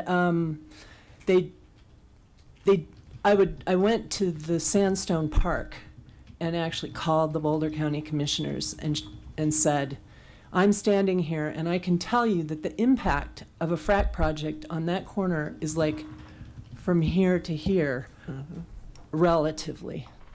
It would have impacted that Sandstone Park so much. And there's a, what's the name of it? Some kind of facility, asphalt. There's an asphalt thing directly in Weld County, directly southeast of Sandstone Park, and the smell that comes onto that property. I go there probably 3 times a month anyway to Sandstone and ride my bike, and it's amazing how sensitive it feels there. Like everything that comes any closer is going to be disastrous. It's the apartments that came right south of the Walmart, and starting from there going all the way to 52 is a paradise, and it shouldn't be ruined with industrial activity. Ag trucks and some fracking trucks, but ag trucks and farm trucks go slow down that road, and it is a beautiful area. And go to Sandstone Park and look at 20 and a half. It is right there. It would be a light disaster, smell disaster. It would be awful. I have fought frack projects in my life, and I don't want to pick up another fight in my life, but I might have to if this keeps going. I don't understand why it was tabled and why it's not just denied outright, straight from the front. This is an open space issue. Longmont residents, since I'm in Weld County, I don't have as much say.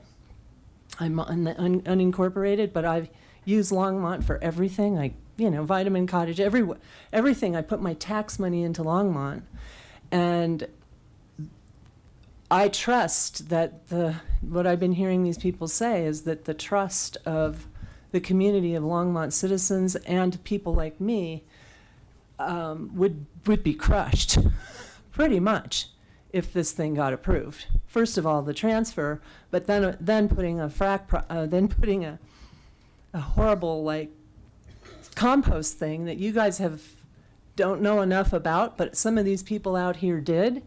And so I'm kind of hoping that you'll go back and listen to this whole entire event one more time and get the facts, because these people have facts about composting facility sites. And these people who live there, the Hansons and the Rasmussens, I live right in that. This is our neighborhood. And it's really, really awful to think about having an industrial site like that. I get the smell from that asphalt every morning. It comes breezing onto my property. It's really a beautiful area. And is it going to become the Costco type area again? When does it stop? I've been here 16 years, and I'm just wondering where it's going to stop. And I think it should stop now with this site, please. So Please. just a comment from me is that we do know about composting. This is Okay. the third time. It was the A1 first of all, and then the Rainbow site, and now this one. So Okay. I think our council's been well advised Okay. and learned All quite right. a bit. That's good to hear. Yeah, I think a lot of people here had a lot of good things to say. I agree. I And, totally agree. So, They are good resources. There's good community resources here. If you have their names, to get them on board, I think would be great. I'm not one of those people. I'm just the impassioned one that knows nothing except that it's There's nothing wrong with passion. You know, it's just beautiful. Okay, thank you. So, thanks. Thanks a lot for listening and taking. Of course. All right, the next and last four are Gary Hodges, Strider, Steve Altschuler, and Laura Hinton.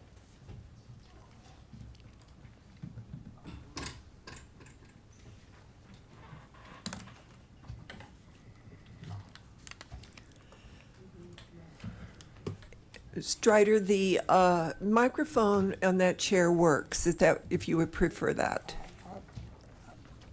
I'll think about it. All right, thinking's good.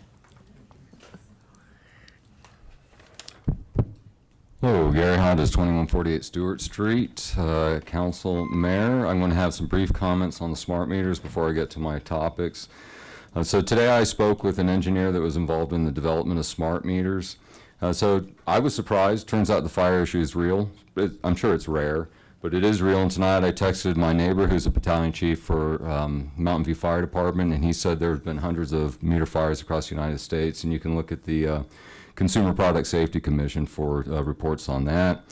They're not required for electrification that's being pushed by some. It's really about reduced billing cost. We've already achieved about a 99% savings. Less than 1% of people have chosen to retain their meters. And I've listened to the people many times. I've spoken to them in person, and I just think, is it so much to ask to allow less than 1% of the people to continue to retain their analog meters? Maybe we could grandfather them in. If the house is sold, then it has to go. And maybe they can text pictures of their meter for billing or something to make it less onerous. Okay, so on to my main topic, which is a few weeks ago I spoke how the city's unattainable 2030 carbon-free goal would raise electric rates by more than 50%. And I'm sure you guys weren't surprised by that because you've seen this graph. This graph, if we look at the blue bars, it actually shows 2030 is a little less than 50%, but they also did include the 6.8% increase in 2024. And looking at the full packet from about 3 weeks ago, if you look at the projected numbers, it's actually going to be pushing it close to 55% in 2030. So we could take a pause for a moment and look at the green line because that's kind of fun. But to make it work, you have to use some make-believe is required. You see that the magic step in between 2029 and 2030, and that's when we go to 100% or maybe not quite 100%. Maybe we asymptotically approach it over time. I'm not sure. But we're really not, it's actually, that's all pretend because we're really not reducing emissions. We're just outsourcing it to China and other countries. And that's what we've done in the United States with steel mills and industry. And then we pat ourselves on the back for being good and such good environmentalists by outsourcing our problems to other people.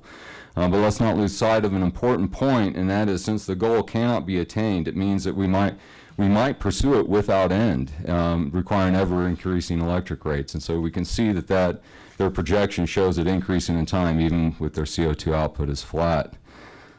Slide 2. So if the average Longmont electric bill is $1,200 a year, I put in an open records request. I wanted to have the exact numbers, but I estimated it as 100 just for this discussion. 50% increase, and so in 2030 will be take it to $1,800 a year. So that's an increase of $600 a year. And the median household income, if I project that to 2030, will be about $100,000. So that equates to about a 0.6% reduction in median household income. And if we extrapolate that or extend it out to all of the city, that's about $20 million a year for the city. That's using about 33,000 customers. Another question I asked in the open records. That's $20 million a year that's never coming back. It's evaporated. It's not going to be spent at the pump house. It's not going to be spent at Main Street boutiques or local coffee houses. This money is carved out of the local economy and is never coming back. Keep in mind the actual losses to the local economy have actually already started with our rate increases, and it's only going to increase with time as long as we pursue the unattainable goals. And again, as I stated earlier, it's not going to stop at 50%. Because the goal cannot be met. And so it will eventually be a 100% increase or more, and maybe as much as 200%, which is what we see around the world with all countries, states, cities that have done this. Here's some numbers here. About 38 billion tons of CO2 are released globally. About 5 billion tons are for the U.S. emissions. We're about 13, the United States is about 13% of the global. Shifting from billion to million, 86 million tons in Colorado. That's about 1.7% of the U.S. And in Longmont, we do about 1.5, which is about 1.7% of Colorado.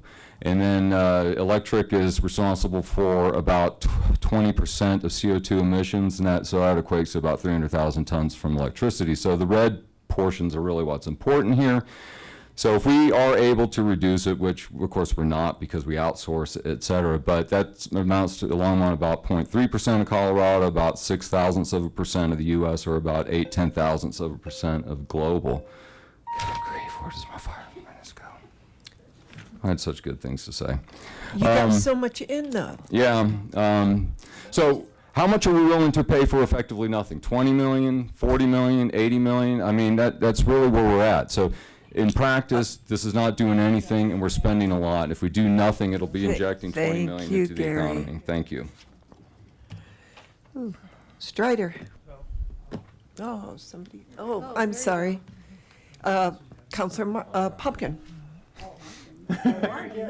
I know. And Gary, you can stick around for a second. Hey, wonderful. I love being up here. We don't always get to have a conversation on this topic. So yeah, I know. We got to, because I know you disagree with me on a lot, and I would love to sit down and explain to you a lot of this Yeah, stuff. we'll sit down. We can do it right now for the next 2 hours.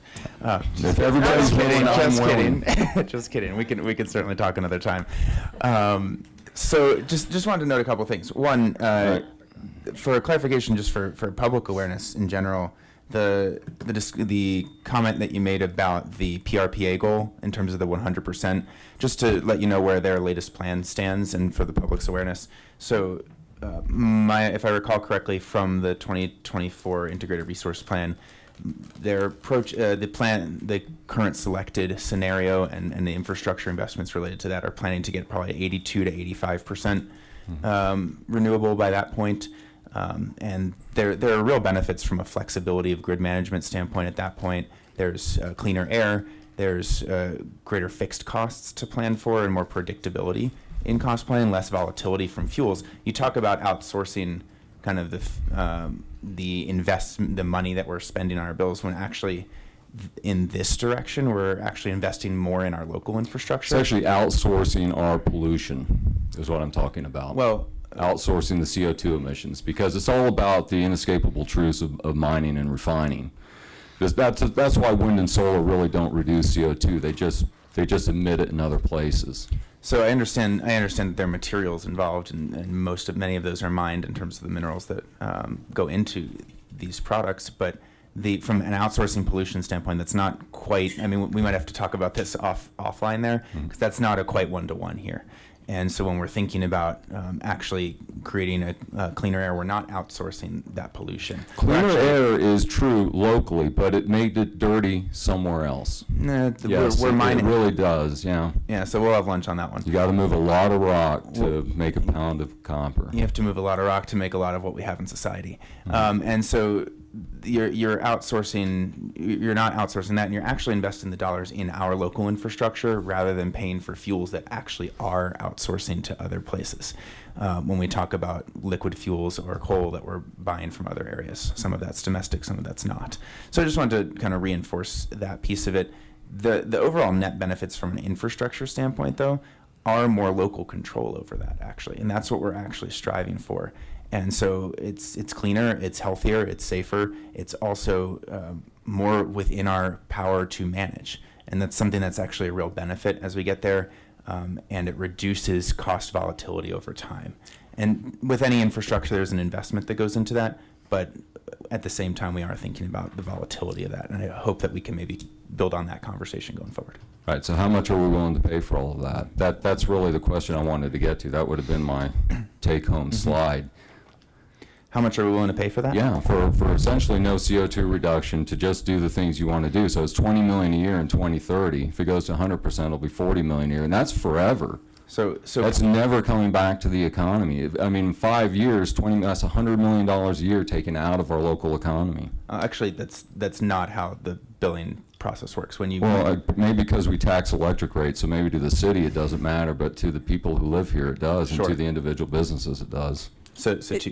Yeah, I was just going to say, this is really interesting, but I like the idea that you should sit down at coffee and Look, go over all of we this. should get down to 2 chairs and invite, and maybe people would pay to come see it, but I would do that anytime. That keeps the money here. Now we're That's talking. Here's the thing. When we're paying our electric bill, that's going to the city to invest in our infrastructure. That creates jobs that are building that infrastructure. That keeps the dollars here, actually. And so we should continue this conversation, because I think what we're actually doing is what you want. Well, replacing a perfectly functioning system. I think Red Frog would be a good place for the two of you to go. Perfectly functioning is a very different. You can look at the We simply don't have after that. Rawhide was built, there was only about a 0.1% fluctuation in rates for something like 15 years. We have 3 other people who would like to speak. Thank you very much. Thank you. Strider, hello. Turn on your microphone. Thank you. Hey, it works? Yeah. Man, I didn't know it was going to be almost one topic all night, and I agree with about 95% of what I've heard, including some I'm learning from Gary. I need to study that more. But, all right, fire, flood, fear, flee. What we're dealing with is the world going up in flames, and we're burning our resources and put it into the air. And read Greta Thunberg's book, Climate Catastrophe. That's not the name of it, but she's got more than 100 essays of people all around the world who give their insights into this. And somebody called the Orange Mussolini, who gave our country over to the South African immigrant called Elon something, and he took a chainsaw to the Constitution, and they're actively destroying our entire concept of a constitution and democracy, and how to have a meeting like we're having here tonight. And on the climate side, the energy side, Saudi Arabia is now building all kinds of wind farms and solar farms, much more than, and here, our previous administration got us back up into the into the pack of the world leaders who were beginning to really address our climate catastrophe. But China is now the leading country in the world in terms of building infrastructure and other forms of energy production. And so United States had gotten up among the world's leaders the last 3 or 4 years, and now we're heading right down to the bottom because everything has to be for the profits of the oil companies. Thomas Jefferson, when he wrote the Declaration of Independence, learned a lot from John Locke, but John Locke said life, liberty, and property. Thomas Jefferson changed that to life, liberty, and the pursuit of happiness. Well, John Locke grew up during the end of the 30 Years' War, the religious wars in Europe that killed half of the population of Central Europe. So we got the Bill of Rights, freedom of speech, press, religion, and assembly and protest. And now we have an administration, a regime that's abolishing education, abolishing history, burning books.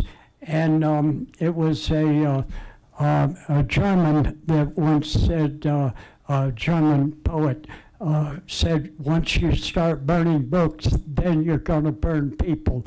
And it only took him about 100 years after he said that before they started burning people by the millions. And I'm going to give a talk on the creation of the Constitution, which will include, it's called the Second Founding, how difficult it was not only to create the Constitution. It took 9 years. We didn't have a country for 8 years after we won the war before we had a country in 1789. But the Second Founding, it was a similar struggle about the Civil War and Reconstruction and the 13th, 14th, and 15th Amendments that took about 6 or 8 years to finally get it before Jim Crow destroyed it all. And it was our civil rights movement 60 years ago that we got democracy back into our country and began to live up to our ideals in the Constitution. And if we don't have a founding document, we don't have a country. Thank you. Thank you, Strider. We do have Matthew Popkins, Councilor Popkin. Yeah, thank you. There's actually a synergy between the last two speakers, between you and Gary, and I just wanted to, you spoke more about thinking globally and acting locally and acting within our control. And Gary before was actually kind of making the point that acting locally is a very small portion, a very, very small portion of the broader emissions and air quality that we're dealing with. And I guess I have a question for you, just one. To be fair to Gary's point, he's not wrong. We're a very small percentage of the global climate in terms of our emissions. And so my question for you is, how do we eat an elephant? How do we what? How do we eat an elephant? Get an elephant. How do we eat an elephant? Eat an elephant. Well, one point, I mean, Chicago, you used to not be able to see the sky, but there were beautiful sunsets. And then they exported all the steel mills. Bob Dylan wrote a song about that. And we exported our pollution, but we're still creating the climate catastrophe that's 1,000 times worse now than it was 60 years ago. And we have to learn from each other because we have different backgrounds. Mm-hmm. One thing about history, if you don't know where you're coming from, you don't know where you're going. So we need that kind of understanding. And I learned from Gary too, although I disagree with a lot of points, but there's aspects that he's talking about that I have very little knowledge of, and I'm trying to get that into the balance. No, of course. That was a little longer answer than I was expecting, but I think we got the point. Thank you. Yeah, thank you. Thank you, Strider. Hello. Laura. I'm Laura. Laura, one moment, please. Oh. Steve Altschiller was next. Oh, you were next. Yes. I'm sorry. You can go if you'd like. Odds and evens? Rock, paper, scissors? Go ahead. Okay. Thank you, Steve. Hi, Laura. I came late to the game of... Can you pull that microphone down close to you? There you go. How's that? I'm usually too loud. But I just came here to ask a simple question. Why the swap? Why do they want to swap the lands? Well, when we're all done with negotiations, we'll let you know. But And right now- I come from Chicago. Uh-huh. We have a beautiful lakefront. And no one touches it. And that's why I loved Longmont. I'm sorry, I do this all the time, and it pisses me off that I can't talk without this. And I'll take a deep breath. We have a beautiful lakefront, and we have fought for years till Old Daily finally laid it at rest. The lakefront is not for sale. It's not for development. It's not to be touched. And maybe we should take that advice and you disregard the swap out of hand. I have looked and looked, and I cannot find anything that there's been any environmental study and or that lifestyle impact, anything about putting, and I know it has to go someplace, and no one wants it in their backyard. And what the hell are we going to do with all the waste? You know, those are questions that, and as I was sitting here and they brought up about the eagles, it reminded me of my sister who lives on the Mississippi River at the confluence of two rivers. And they have a beautiful Palisade Park, which is geographically and just a wonderful place. 20 years ago, their eagles started dying. And the eggs were infertile, and what had happened across the river in Iowa, they had a landfill, which I know is different than compost. But the eagles changed from being birds of prey to being scavengers. And the difference in diet was killing them off. So that's another thing that is not in the equation. But I don't know what the answer is, but I don't think this is the answer. And I really believe you should not table this, but if you can, reject it out of hand. Good comments. Because you do, I know from being at the, I don't know what the word is. Hell, my old brain is so damn old. Laura, you're doing fine. Sit up there and tell us I off. have the advantage of the foresight of the founders of Chicago, that we have parks scattered throughout the city. Our lakefront is an international jewel. And we in Longmont have the ability to do that. We have the ability to have for generations to come. And when he was talking about projecting about the electricity, what the hell? We don't know what, I'm sorry, I'm swearing. This is from Trump. I started swearing when he was reelected. But anyhow, we have the ability now to give our progeny, is that the right word? Progeny. Progeny, a gift. And I have the idea if we start chipping away at it now. And why is the swap? Does anyone know why they want to swap the two lands? Anyone? Again, Well, when something, Chicago is a corrupt city, and so whenever anything, for all the good we've done, it's just hard to manage. But for all the good we've done, when anything, I learned from being in Chicago politics that when anything is not crystal clear, there's some dirty stuff going on. Well, And there's no this- dirty stuff going on here. We're I just, doubt that, Joan. I doubt that. I would not think you or anyone on the board, because you are volunteers, you get paid a pittance and you do a hell of a lot of work. And I admire you all. so for just your- let me put something clear to everybody. We had a large contingency of residents saying they want a composting center.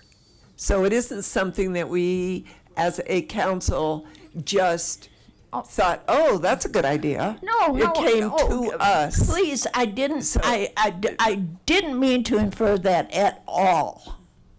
But But my point is, when you say there's something going on, or anyone says there's something nefarious, there's nothing nefarious. then why here. isn't it crystal clear why they want to make a swap?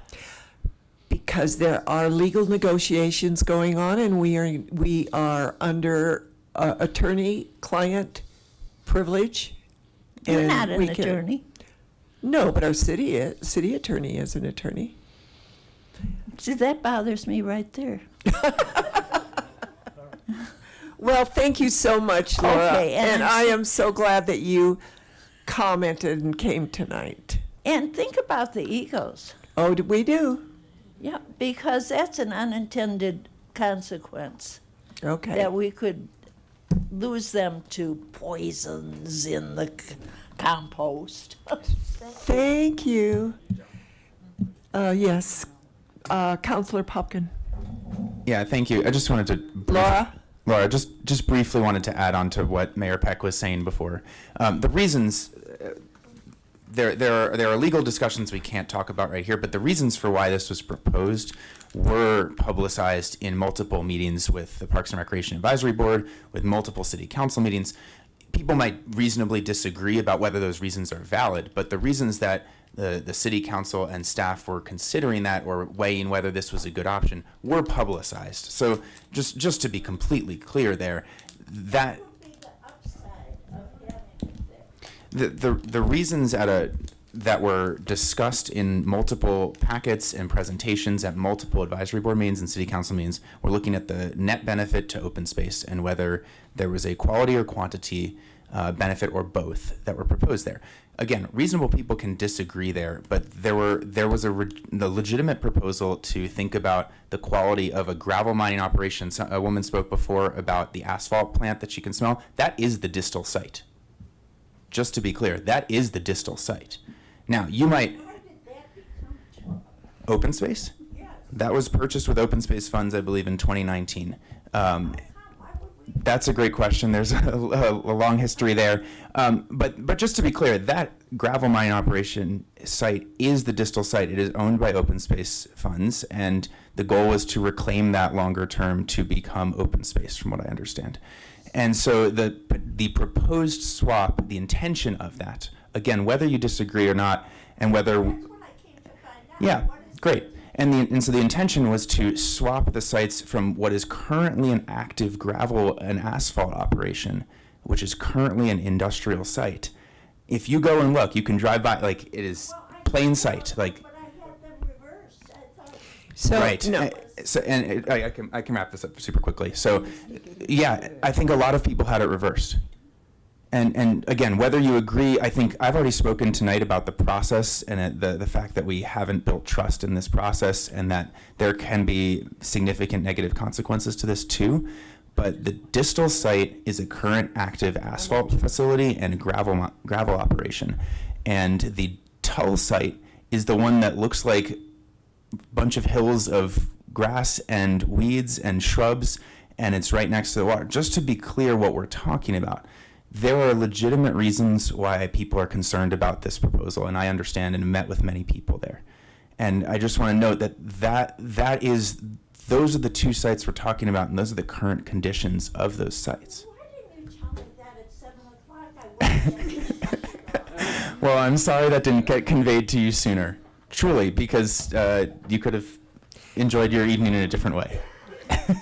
And David Bell from our Parks and Recreation is happy to have a tour to take people out to show you the sites, because a visual makes all the difference in the world. So if you're interested in going out to see what we're talking about, we'd be happy to. I would love that. Well, I'll take you out there. Let's go to lunch. Great, I'll even buy you lunch. I spoke first. When I drove out there and I saw the two sites, I just knew that the other site was open spaces. No. So let's make a date to do that. I'll take you out there and show it to you, and Thank you very much. then you'll know. And thank you very much, Nancy.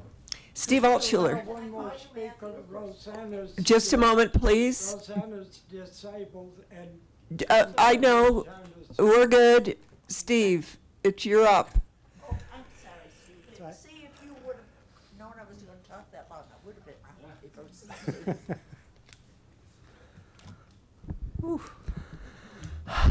Good evening. Steve Altschuler, 1555 Taylor Drive. I moved to Glendale 30 years ago from Southern California. Every week I'd go to Chautauqua and run the Mesa Trail. I volunteered as a trail guide at the stables in El Dorado Springs on the weekends for fun, usually stopping at Pearl Street for dinner or shopping on my way home. All that stopped when the city decided to take away most of the free parking in Boulder. Now I go to downtown Boulder only about 1 or 2 times a year. It's a net loss for Boulder tax revenue and local businesses.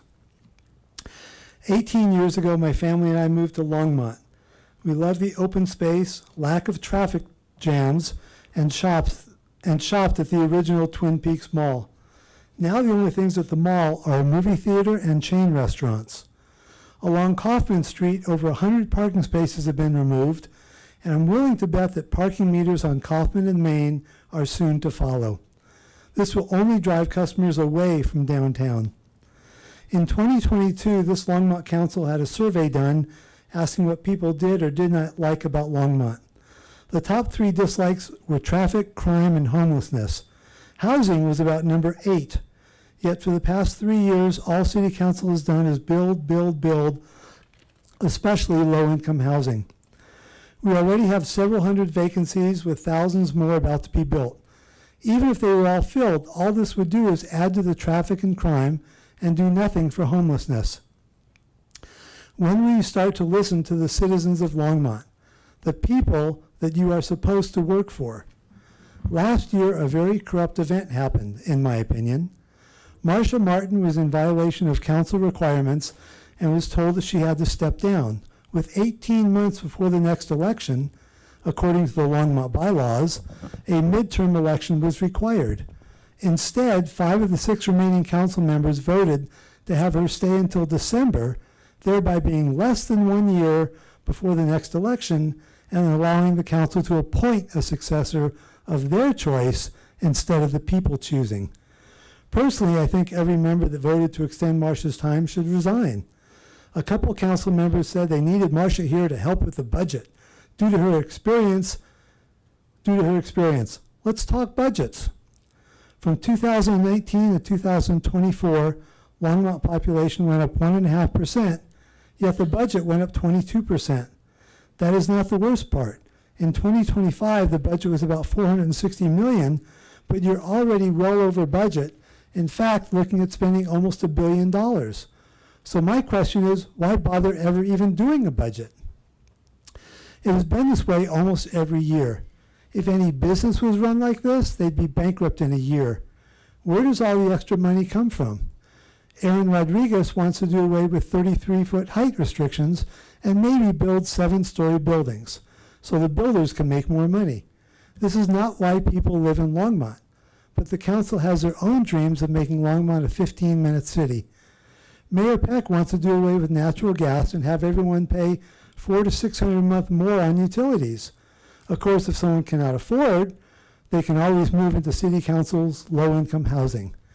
We all know about the way smart meters were forced down our throats. By the way, if there are no more meter readers and no more cars to drive around in, where did all the tax savings go? 350 some odd homes are paying $15 a month to not have a smart meter, and that might go up. This is purely a punishment for not blindly doing as one is told. For these and other reasons, like bringing common sense, real budgeting abilities, and a desire to truly represent the people of Longmont and not rule over them, I am hereby announcing my candidacy for Longmont City Council at large. Thank you. Unless anyone has a comment. Yes, sir. Well, I just think that this is an open forum to talk about the issues of Longmont, not for you to grandstand and. I am try talking to about issues announce of Longmont. Yeah, you are just to grandstand though, and that's usually your way of doing it. And so Now you're often getting you don't personal. quite get the Excuse facts me? right. So I'm just saying. He has the right to speak as well. So I just know that that's how you have done it every time you announced. You always come in here and it's a drop the mic moment. You almost ran back up to your seat there because you wanted to have that drop the mic moment. So I'm calling you out on it, Steve. Okay. I think it's. If I wasn't it's just running the back to my seat, yeah, I was you done. were. That's the typical Steve. We all know. And I've run against you, and that's how you do it. You always do the drop the mic. And you always have the you last always word. have not so quite accurate. Thank you. So where am I wrong? Thank you. I'm not going to discuss it right here. Yeah, well, basically I'm not wrong. oh, I think you're so wrong. Counselor Popkin. Don't run away yet. Yes. Oh, I'll come back. I want to talk about an issue. You mentioned one of the concerns being homelessness. Yes. Do you know what one of the solutions to homelessness is? Sounds like a loaded question. Yeah, I'm What- I'm opening the door to answer it however you want. What do you think the solutions to homelessness are? One of the solutions is to have more housing that's at a transitional income level that allows for people to move between that. That doesn't solve all of homelessness. The homeless population is very complex and is dealing with a lot of different issues, but that is one of the solutions. So when you come to have more a greater and more flexible housing supply and different options for where people can live, that is one of the solutions. are there And it would be fewer- hard to dispute that. Are there fewer homeless people now than there were 4 or 5 years ago? I would have to look at the data on that. Okay. And how much rent do you think a homeless person could afford?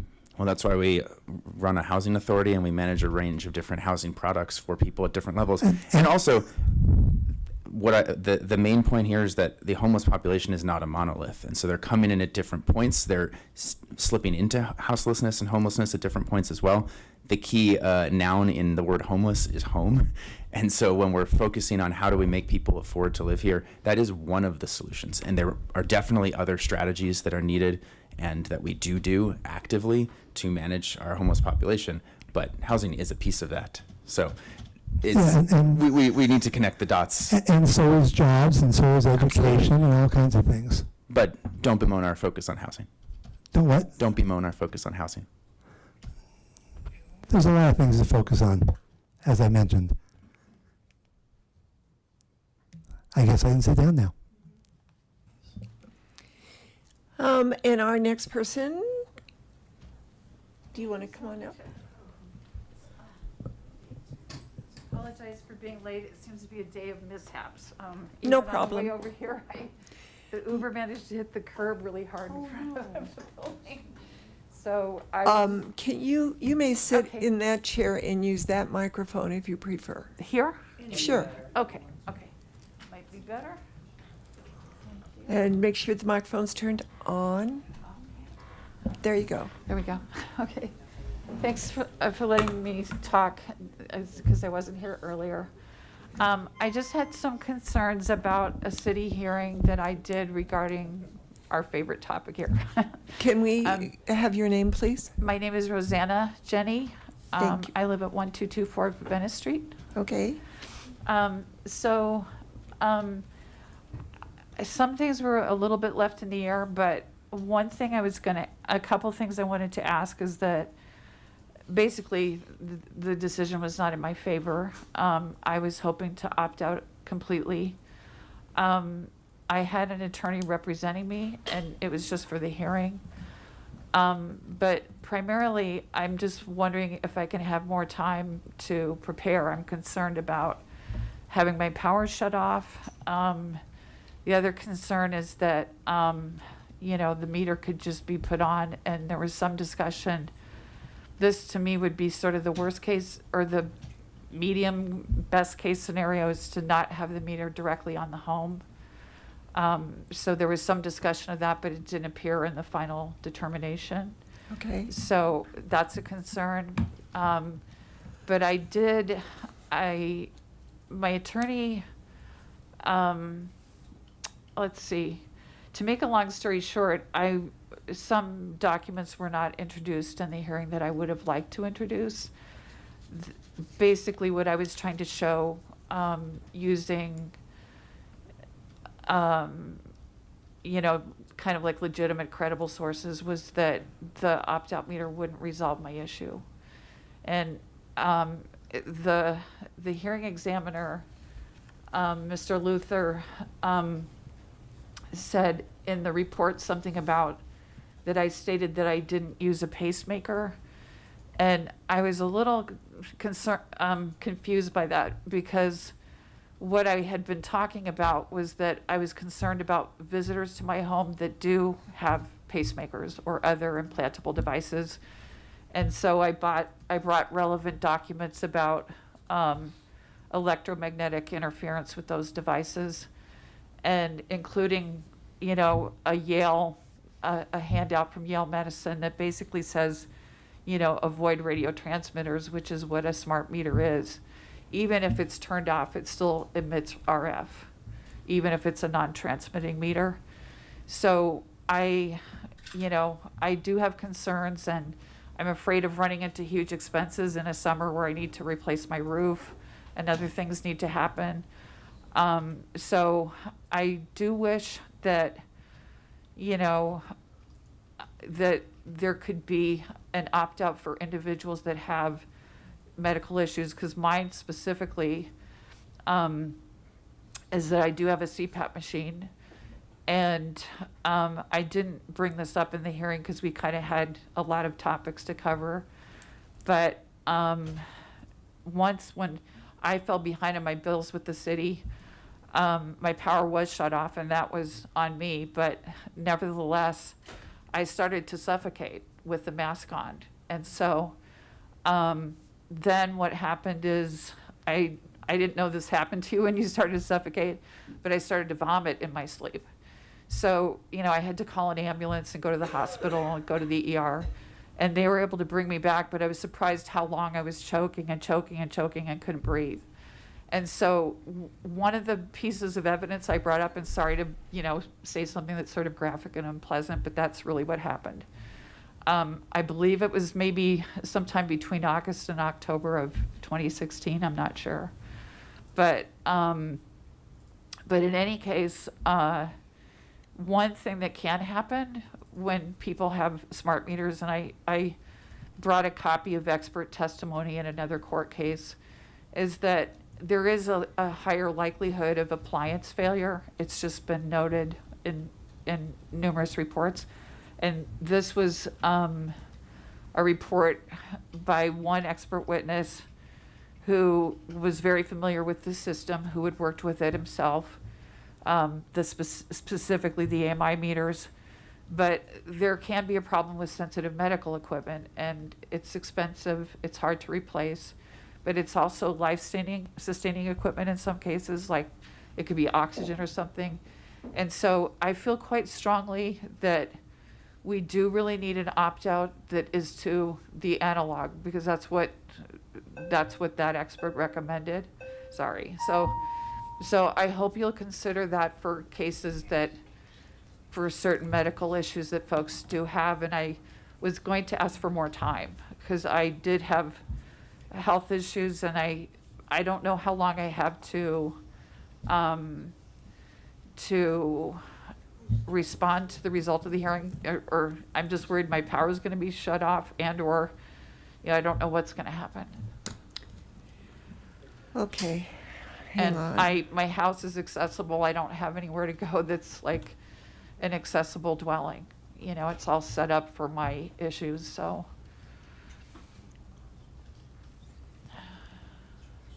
Hold on, I'm just looking up an email that we got, and for some reason I lost it.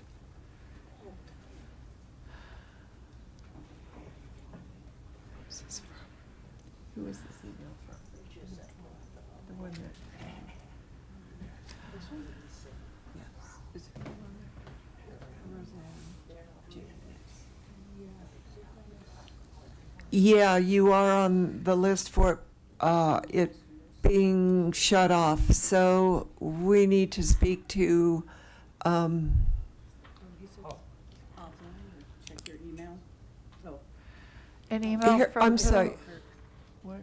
we're delaying tomorrow's actions. Okay, they said that we just got an email saying they were delaying tomorrow's actions for shutting off. But I do have a question. You said you were denied the opt-out? The opt-out that they offer, is the one that is in the bill. I've testified down at the Colorado General Assembly. I think it's 251175.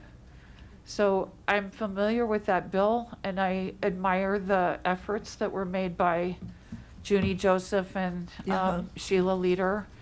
And I forgot the name of the other person. I'm sorry, I can't remember. But I know that Sheila, I have personal awareness, or from hearing it. I don't know her personally. But I believe she was having, to the best of my knowledge, she was having problems with her meter.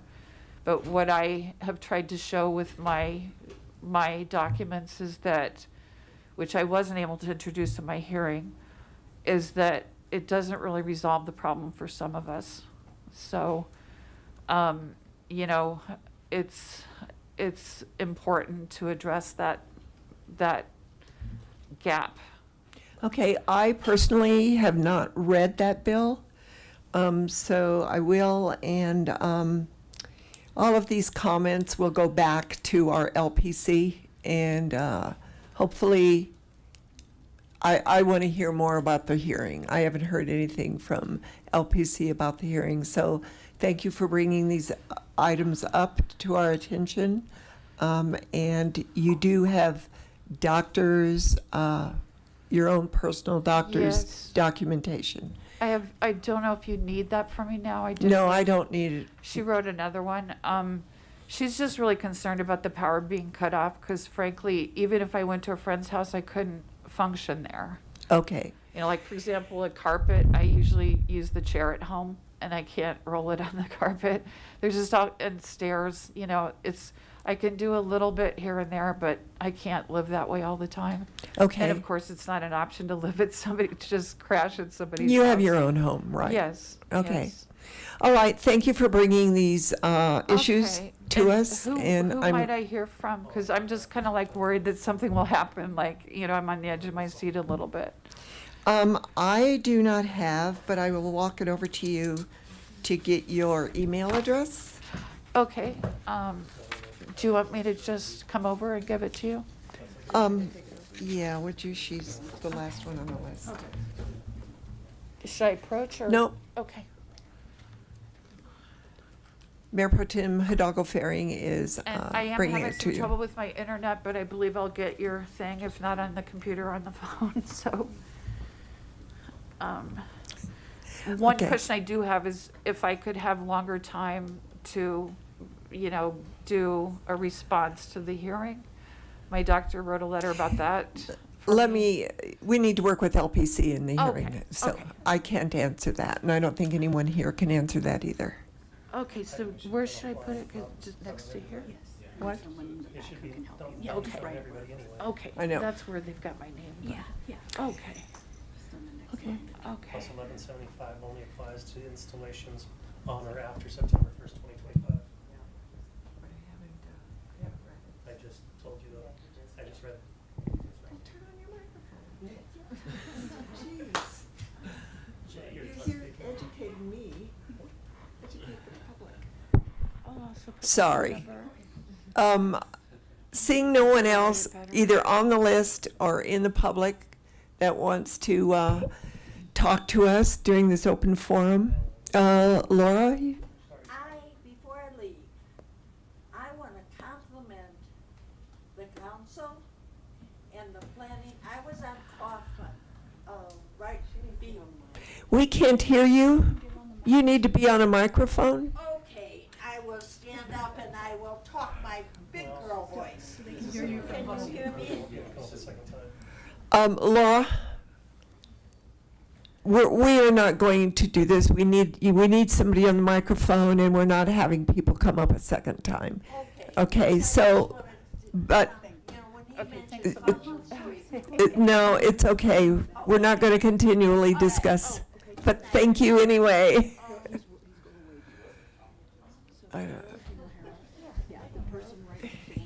But I don't want to be screamed at.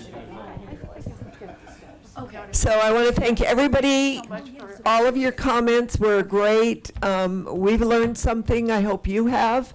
And you can talk to us anytime, especially in these open forums.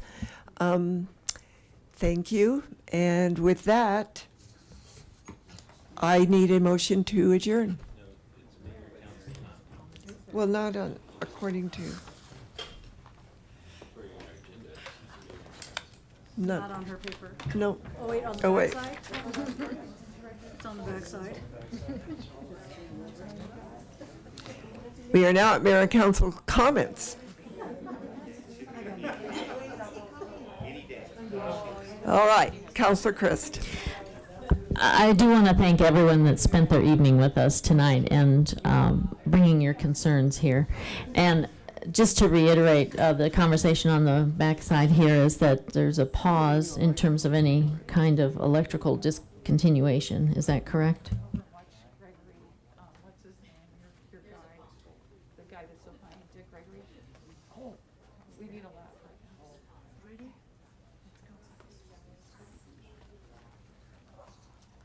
Confirm that to everyone. So just to confirm, there's a pause on any kind of power disconnection. Yeah, okay. So thank you for sharing your concerns, and we'll have a lot of conversations about what we learned. And especially, I'm concerned about illnesses within the home and how maybe we might consider, I'm just going to throw this out there, might consider some kind of medical variance as a council in regards to issues with illnesses within the home. All right. Thank you again. And I will pass the microphone to anyone else who has a comment. City manager's report? Nada. City attorney? Nada. Second. It's been moved by Councilor McCoy, seconded by a couple of other councilors, that we adjourn. All those in favor? All those opposed? We are adjourned. Good night.